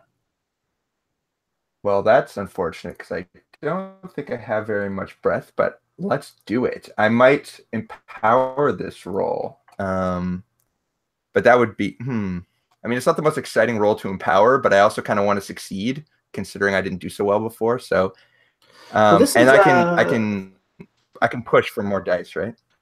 right. So what happens? You have kind of two choices. You can spend a power die to channel flame, which is empowering your roll, which is giving you advantage, right? If you're low on dice, you can push a roll instead, which is going to give you disadvantage, but you gain a power die. But if you fail, I get a break die, which basically lets me give you free disadvantage whenever I want. So I think what we're seeing here from Varric is something a little bit out of character, because normally you would just use the shadow arts to like kind of poof out of here, right? But you're trying to like, it sounds like you're trying to help people out and say, let's go through that hole, so to speak, right? Instead of just vanishing on your own. So is this a moment where Varric is doing something that's kind of outside of his comfort zone and is maybe going to push? Or is this Varric showing like, kind of like, is this his moment of truth where he's actually standing out and doing something to his benefit? What do you see? I've written for him, his flaw is that he has sort of like a fear and respect of people he perceives to be more powerful than him. And I think all of his allies kind of proved themselves more than he did in this battle. So I think out of that respect, he might this might actually be a good moment for him. So I'd like to empower, see how that goes. Okay, so roll with breath, roll 3 and keep the 2 highest. All right.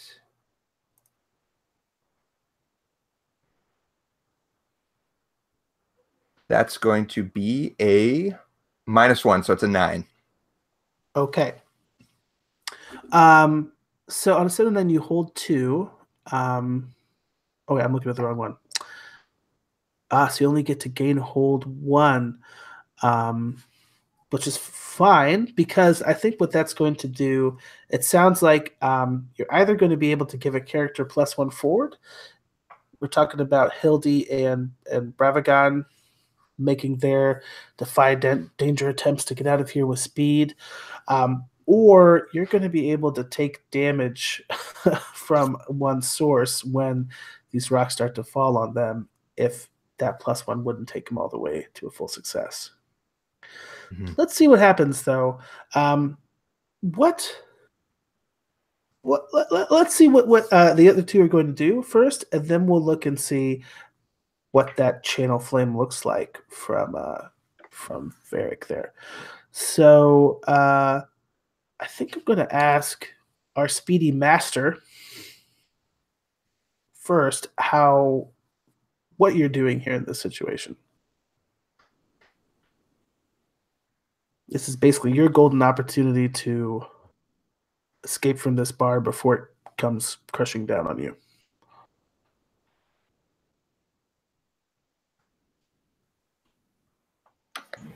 It may not be clear who's the speedy master.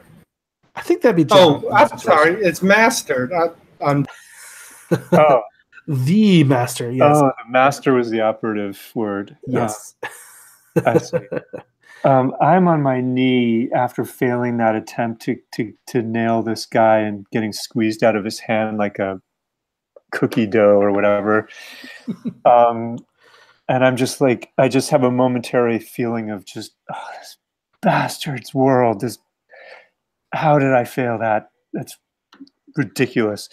But I gather my strength and I just take off from my knee like a sprinter, like on a track, and try to bolt and leap through the doorway. And I think I'm going to spend a power die to empower that move. We're about to get him back, so welcome to together. So I will roll 3 then. And I think this will just be our classic overcome with reflex. So add that to your roll. On a 10 plus, you're going to make it out unscathed. We still have that one hold from Varric's aid too. I always do this. I always like roll a die, and then it's like a concentration game. I can never remember like what's new on the board. I think I just rolled this one. And now I'm going to re-roll these. Well, okay, so 10, 11 plus, so I have 13. Oh, yeah. So we'll come back to your description of your escape, see what that ultimately looks like for you, but I want to get Hildy's action and roll on the table here. So what does that look like for her? Scrambling. It's very unceremonious. It's just panic. Like, this building is not gonna be good to be in. Yeah. Just climbing over whatever debris is already there, pushing past anything to get past. So let's do a quick roll here. That is an 8 if it's a reflex. Ooh. So close. And yet your robes do look beautiful behind you. They're sort of waving around. So what what's the cool like martial arts wire fu effect that Bravagon has as he elegantly dashes out of this collapsing building? Give us your full empowered shot here. Okay. Let's see. Yeah, I'm I look back, I take a last look at this baby, and I see my pupil running out, and I see Hildy running out, and I just say, okay, I've got to get out of here. And as I fly through the air, and there are beams falling down, I kind of smash like one part of the door off in order to just clear a bigger space for myself to get through.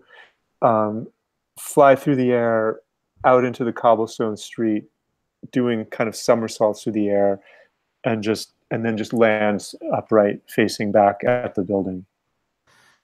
You can hear, getting louder, the sounds of engines roaring, and you hear the braying of alien beasts of burden getting closer and closer. You can smell their sweat and dung, and just the chatter of 1,000 people slowly getting closer to you.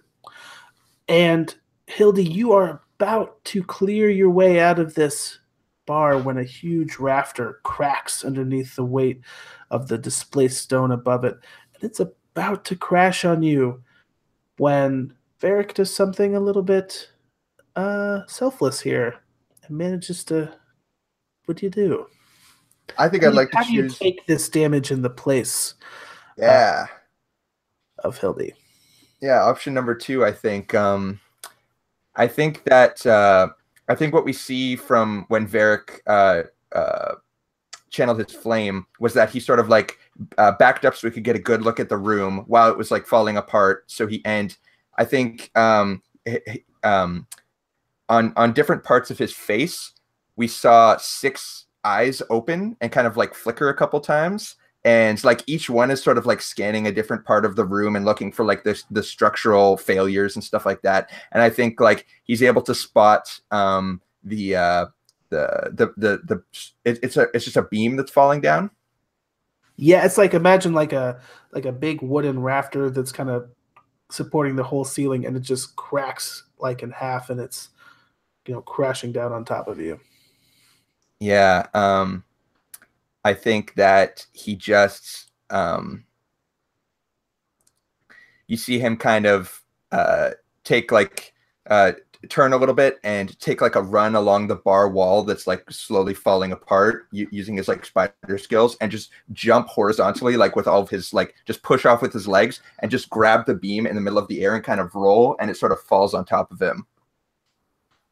Yeah, that hurts. I think, luckily though, this is not you taking damage from an entire building falling on you.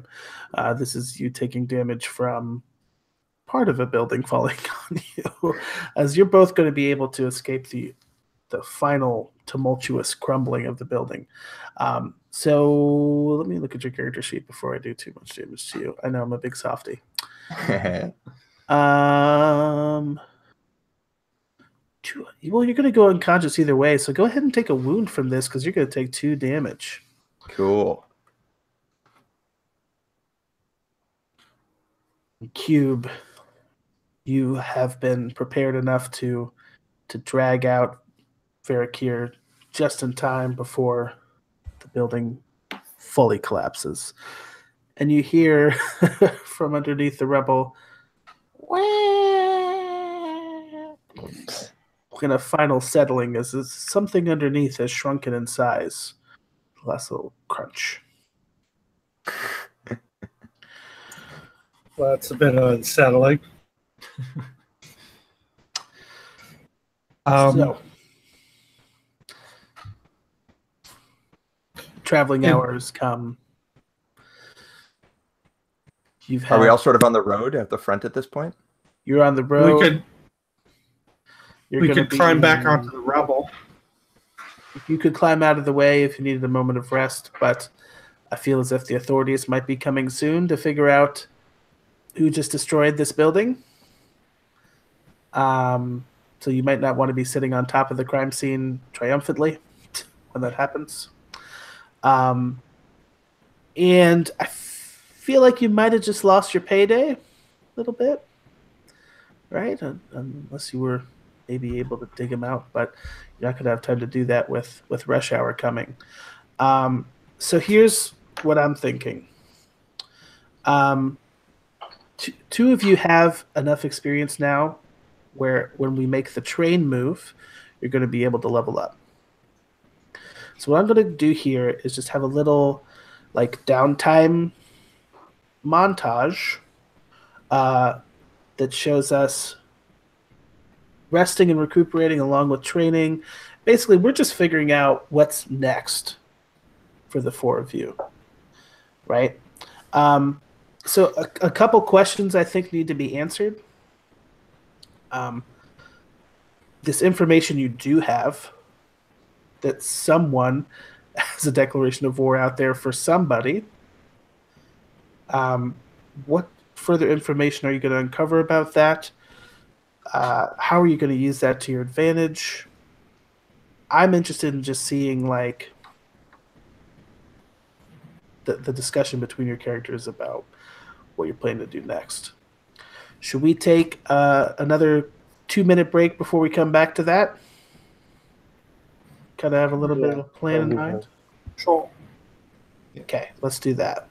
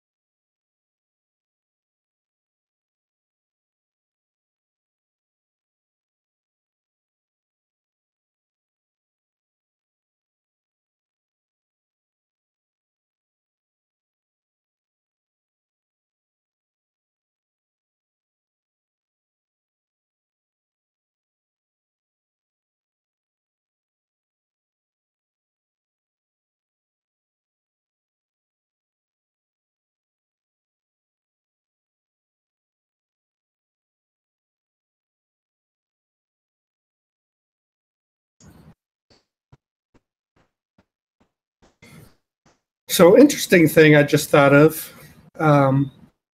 We X-carded violence against children, and then we just beat up a baby. You beat up a giant golden innocent Yeah. battle aspect. Does that make you uncomfortable, or do you just think it's No? I just think it's like the moment I started that, I had sort of like a wait. Is this okay? That thing was no human child. It's no child. I'm gonna have to screen share the image for our audience so they understand what we're talking about here. If I can, yeah. Here we go. Here it is. See, that's not a sweet, innocent child. It's a giant baby. Avatar of destruction. Yeah. But yes, I still want to learn more about that baby. I love it. I like the imagery with the demons and the smiling golden mass. That one's good too, and that was kind of based on another demon. I don't recall the official name. The pen name is Abaddon for the comic writer, but he instills so much detail into like every panel, and like introduces all these super interesting characters with no backstory that just get their asses kicked off screen, and it's like, oh, that was cool. You could make a whole nother comic of this one guy. It's like the Cantina in Star Wars, you know? Yeah, they actually had like they had all the bounty hunters, which included that giant baby. Were like, I forget what they were called, but they were named as a group of like those were the guys, and it's like you almost sort of see them having their own adventures following Allison. Yeah. Well, that's why I think this role playing game is so cool, because you can be inspired by those kind of characters and tell your own stories. Okay, so just for the sake of simplicity, I think that the four of you will kind of reconvene at the White Woman, another bar. So much to your chagrin, Cube, this place is filled with alcohol. However, you are able to note that it has a very solid structural integrity and is unlikely to fall on anyone in the near future. This is a demon bar. It's run by demons. It's rumored that a powerful demon resides in the basement.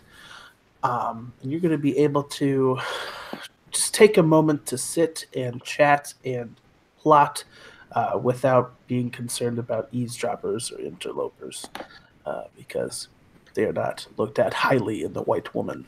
So that reminds me that Epitome did get some extra information about this guy before he was squeezed to death. Well, though he's still alive, if we had collected his book, maybe we could get some more info from him. Yeah, he flapped away. He could come back next session, I think. He's going to need to collect a new body first. But well, yeah, I was just thinking like as an NPC source of info, but yeah. Otherwise, we could go interrogate that the slave auctioneer ape guy. So he might know where that guy came from. So here's what I'm gonna do here, just for the sake of pacing, right? Plotting and planning can sometimes go a little over long for me. So what I want to do is a little trick I've seen Lowell do, which is to put a hard actual time limit on this particular discussion. So we're going to go with 8 minutes, and you all can ask me any question, and you can come to any decision, and I will answer as truthfully as I can.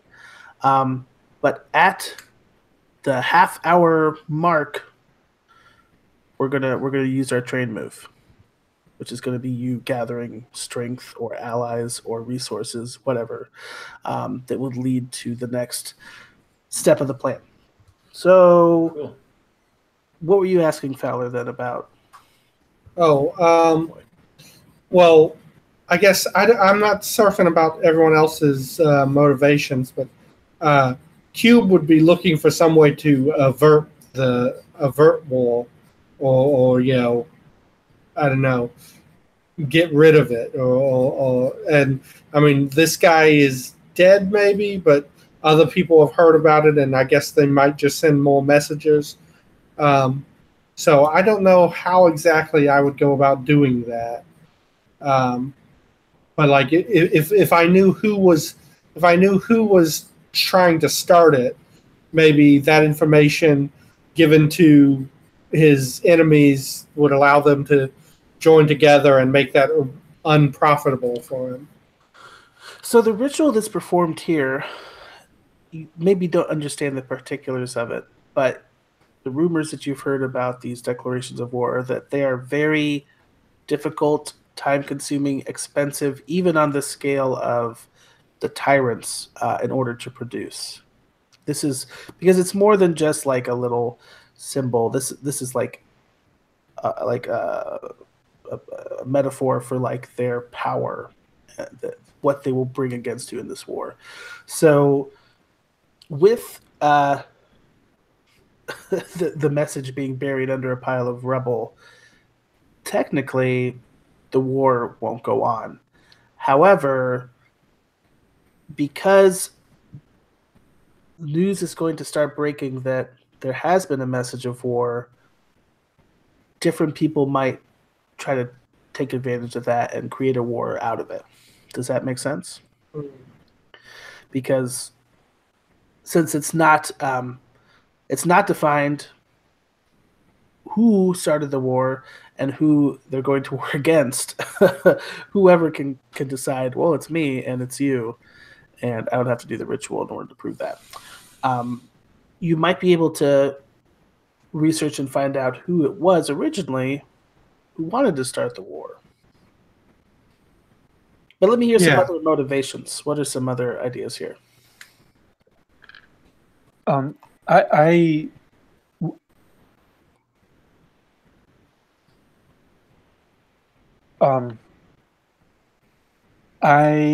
assume I know who is in power in this town, this city. But I guess I would just sort of be thinking through that and wondering from some of the details of that in terms of trying to maybe, sort of go and sort of say we're going to protect that person, or try to use this to the advantage of, like, we've got this under control for you. So your idea is to go to the originator of the message and earn their loyalty? No, to go to, like, the assuming that it was sent to this town as a declaration of war on the leaders of this town, this city, to kind of go to the leaders of this city to say, we're on this. If you give me power, I'll deal with that. So to put a fine point on it, this city is the city. This is the city that serves as the hub that connects between countless worlds, right? This is your planescape kind of. So this is really an arena where any group could be against any group. So these 7 kings hold ultimate power. Kind of, they're checked against each other right now. And of course, there's gangs and merchants and guilds and all these different things vying for petty power. But this was a message sent from one king or queen to another. And upsetting that balance would take the whole gigantic city of 300 million souls or whatever into chaos. But there would be a power vacuum, which we know Bravigon is a big fan of. What does our assassin want to do here?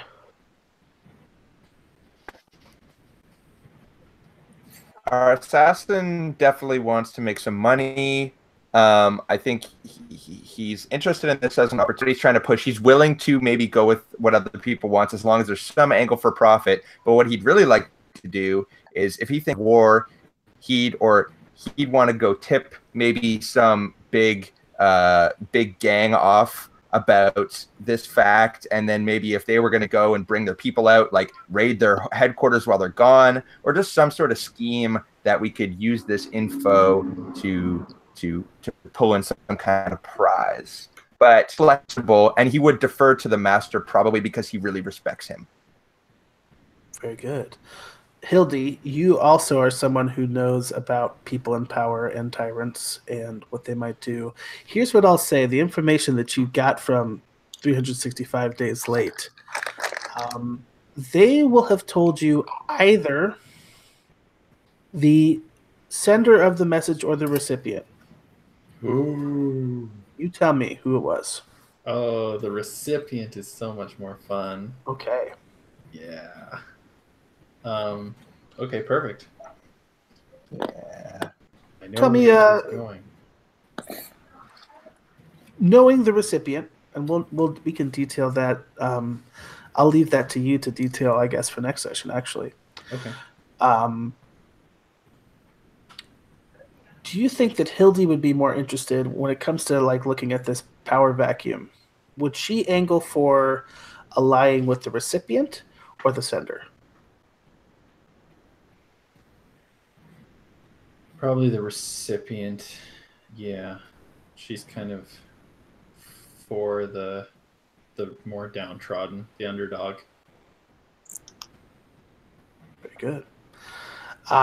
There's still a position of power available for you there, Bravagon. But Cube, you're less interested in war and chaos and destruction to beautiful buildings. Do you hold an opposite view here, or what are you thinking? Well, like I said, often in these sort of things, giving one side a strong advantage might, preclude actual combat. You don't pick a fight with someone who knows you're coming, and is ready for you. So that would be a good reason to side with the recipient. Though I don't know if us joining his or her retinue would really tip the balance in those sort of scales. So yes, if it comes to a choice, I would choose.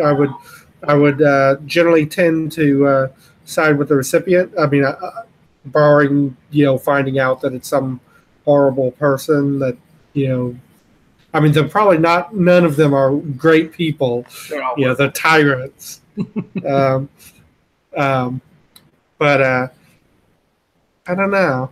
I just want to. I would try to minimize the damage. However, minimize the damage for the small folk of Throne. However, it turns out. Wow, he is really the good guy here, isn't he? So I'm going to lay out this plan, and correct me where I'm wrong. Okay, the four of you will be traveling to speak with one of these 7 tyrants to inform them of a message sent from another tyrant, a message that's a declaration of war that you have managed to delay. And thereffor, perhaps they will grant you a boon or a place of servitude in Bravagon's place, or that might be something he's interested in. They might offer you a job that involves some espionage or something like that would give Verikiers a chance at some coin. If you're looking for a key, Hildy, the tyrants are going to be the people who hold those. So even if you're doing good for the people of Throne, like Cube wants, there might also be something in it for you as well. Does that sound about right? Yep. That sounds great. I think what Varric would specifically look for would be like maybe if that this monarch had maybe a contract they wanted to put out on an important person to the other monarchs to sort of like delay or interfere with their scheme. And that might be his angle. But any kind of profit he could get, he's on board with. And I think the plan sounds great. Okay. So with this plan in mind, we're going to make the train move. When you make the train move, it's listed there in the list of basic moves. You're going to take 1 additional XP. And then if you have a total of XP equal to your level +3, so for most of us it's going to be 4 XP, then you get to level up too. For Slade and for John, that's just going to be 1 extra XP to hold on to for the next session. But that's going to mean that Matthew and Daniel, your characters are going to be able to take another advanced move, basically, right? Okay, so here's what that move looks like.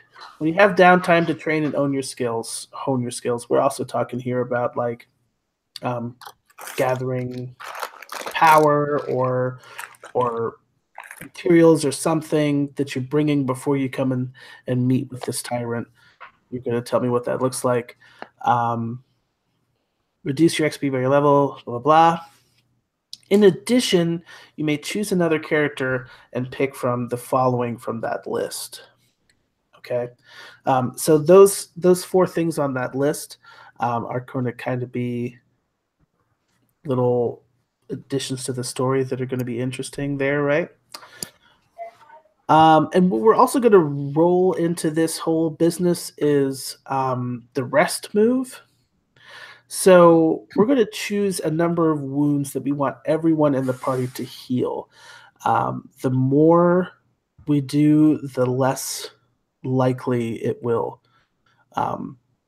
work out for you, because you're basically going to subtract from the total by the number of wounds each person is going to heal. So if we wanted to heal 5 wounds, for example, you'd have to get boxcars in order to get a 7 to 9 result, right? So what are we wanting to risk here? Just to clarify, am I the only one technically with any wounds? Oh no. Yes. Oh wait. Okay. I think you're the only one who got down to 1 wound. Yeah, I think so. I think for everyone else, it came down to stamina. Okay, well, if you guys want to roll flat, that's fine. If you want to roll -1, then I'll take the 1 wound back. But I'm okay either way, because we get all of our stamina back, right? Right. And your armor. I say roll -1. Yeah. Yeah. I think it's worth it. Okay. Thanks, y'all. So roll 2d6 -1 for me for that. Who would like to do that? Sure. That is 4. -1 is 3. Oh boy. Well, I'll tell you what. You're not going to be able to regain your wounds here, because in your time of rest, something is going to happen here. I will let you choose, Slade. Whether your enemies will gain something significant from your rest, or whether you will lose something significant from your rest. Our enemies here are not yet completely defined, but Right. they will be in time. Yeah, I think the enemies are going to gain a bunch of time, because we should be chasing these 3 demons that know about this, but we're busy licking our wounds. So maybe... They can only hold their tongues for so long. What do they say about secrets, right? Yeah, something about don't have secrets that you don't want to come out. I forget. And 3 demons can only keep a secret if all 3 of them are banished to the netherworld. Which we are now neglecting to do because we're busy. Okay. Cool. So 2 of us are going to level up. Let's start with Cube. I think we're both. I want to see like a little, just a little characterization of what you're doing while you're training in the meantime here. This is sort of like your travel montage, right? Your road trip montage. Some lesson you learn along the way, or something you pick up along the way. What does that look like for Cube? I think it's well, I guess it depends on how much time we're taking, but I think Cube goes back, sort of goes back to work. Wants to meet up with people he knows and sort of give them the, discreet heads up, to like get out of town or bunker down. But also, is physically working and training. Almost a Rocky sort of montage here. Lifting heavy things and and pushing on. Actually, I think I'm going to help rebuild that bar. Nice, like that. And yeah, if I can like look around and spot anything that's like a clue or not, I would definitely pocket that. So you'll get to choose another character and pick from that following list to see what they receive. Just out of character, are you guys switching DMs again? So your character Epitome may be back, and Slade's character is not going to be here. Very good point. Yes, keep that in mind. And John, are you in the next game? I was actually going to just check that. I whether I'm waitlisted or in it. I'll tell you in 1 second. I believe you're not in 3 and you're in 4. Oh, yeah. I thought it was something like that. I think the obvious one, Varric is looking for a contract. Oh, really? You're not in? Okay. Oh, sorry. I'm in it. I was saying that because I don't know if John. I might have just misspoke about. But Varric is looking for a contract, and one of the choices is the character learns of an opportunity for power or influence. Okay. Oh, is it? Varric has an opportunity for that. I'm just checking Firebase real quick to put a fine point on who's the who of where and when. Yeah, John is not able to make it next week. We're going to have Rich back. For our final episode, though, we have David will be joining us for the first time. So it looks like John's not in that one either. Which is a shame because your character is so cool. The master comes and goes like the wind. Indeed. To go and lick his wounds. But you still have an opportunity to give something cool. So why don't we look at Ravagon? What would your training look like? Well, I often retreat to my my mountaintop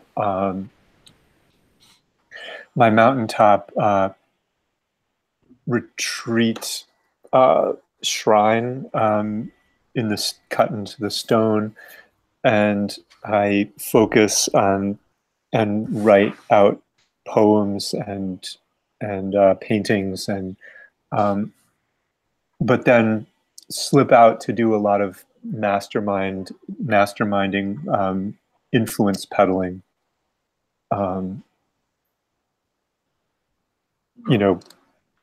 as a weird contrast. Yeah, I like it though. So for Ravagon, you have an opportunity to choose from that list for another character as well. And which list? I'm sorry. I could read it out to you. It's under the train move, but it's under train. Okay. So you choose a character, another character, and they have a breakthrough in their training or understanding. Oh, I've got it. Now I've got it.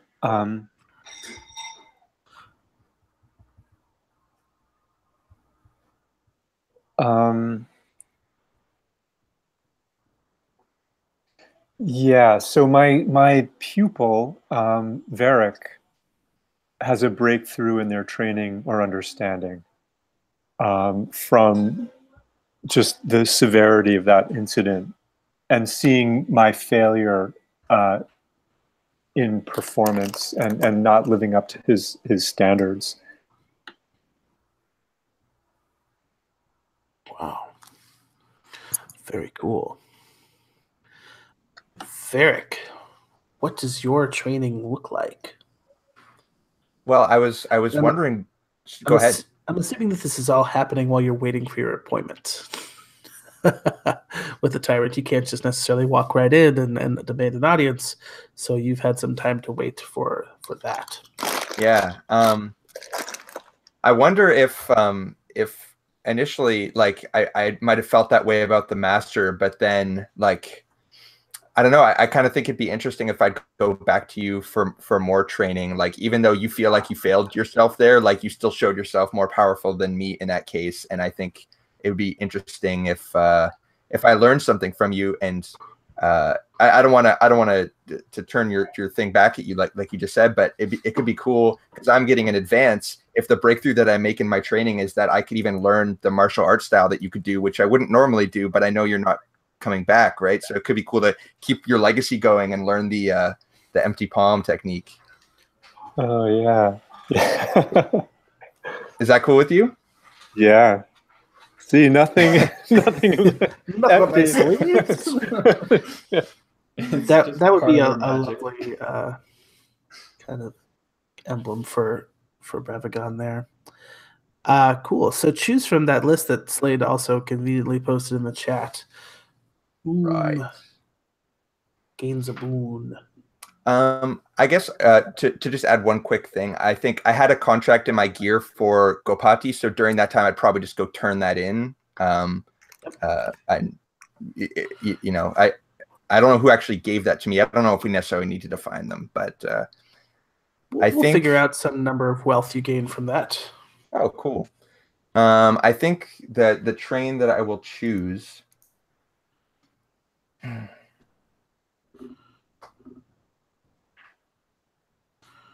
I want to make sure that both because Rich and Daniel are going to be the two other players next session.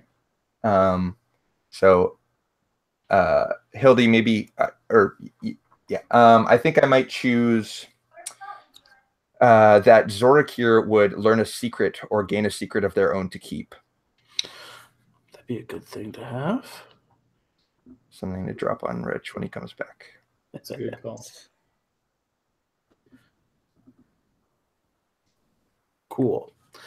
And finally, Hildy. What does your training look like? My training, it's very sort of zen. She finds a little, like a writer's retreat on the corner of the main part of the Red City, and just shuts herself up in there and mends her clothes, of course, practices her musical instrument, and then goes about playing tricks on the staff. She's trying to see if she can get her shadow techniques to a point where she can trick humans, demons, you know, even the most discerning of demons, basically. Very cool. And who gets the boon? I think Cube gets the boon. Very good. And I think Cube hears an interesting rumor or piece of news. Oh man, we're really setting up this next session. Some juicy tidbits. That's a cool feature of the train move. Indeed. All right. Yeah, I really like that move a lot. I think that it's definitely one of the cooler original moves in here. Mhm. I also really like that you called it the boon, and I looked back to the directions, the rules to see if that was from there, but that was just your own term for it. That's very cool, very hero's journey. Ooh, I hadn't thought about it that way. I just think goody sounded a little too immature, so a boon instead. Yeah. Cool. So I know that there's like an end of session move, and I think this would be a good time to interrogate that. I can paste that. 31. Here we go. When you reach the end of a session, all players will discard any remaining power dice, and the GM discards any break dice. So we're back to 0 power dice here. Unless you maybe keep 1 all the time. I don't know yet. I think we'll start with 1 at the start of the next game. Yeah, hold on to. I'm pretty sure when you train, you get a power dice. Definitely hold on to that one at the very least. Oh, and then you're going to mark experience again. So you start with 1, but then as a group, we're going to answer these 3 questions. Number 1, did we fail in some regard? Many regards. In regards or in roles? We Yeah. definitely failed to keep it under wraps and to keep that guy in our control. Yeah, I think so too. Yeah, that one was pretty hypothetical there. That was pretty true. Another one, did we expose ourselves to danger, cost, or retribution through our actions? Some of us certainly did. I think so. Your little group is certainly a target now. And did we progress our story in a meaningful way? I don't know. What do you think? I think so. I think so. Yeah. Cool. I guess we have a direction, yeah. Didn't know if we just spun our wheels here or not, but I like to think we're getting somewhere. Yeah. Cool. So that's a total of 4 XP coming your way. Add that to your total there after you've subtracted from leveling up, for those of you that have. Hold on to that. So that's 4 from those 3 questions? Yep, you start with 1, and since you answered yes to all 3, you're going to get an extra 3. So 4 total. And then the one for training just now as well.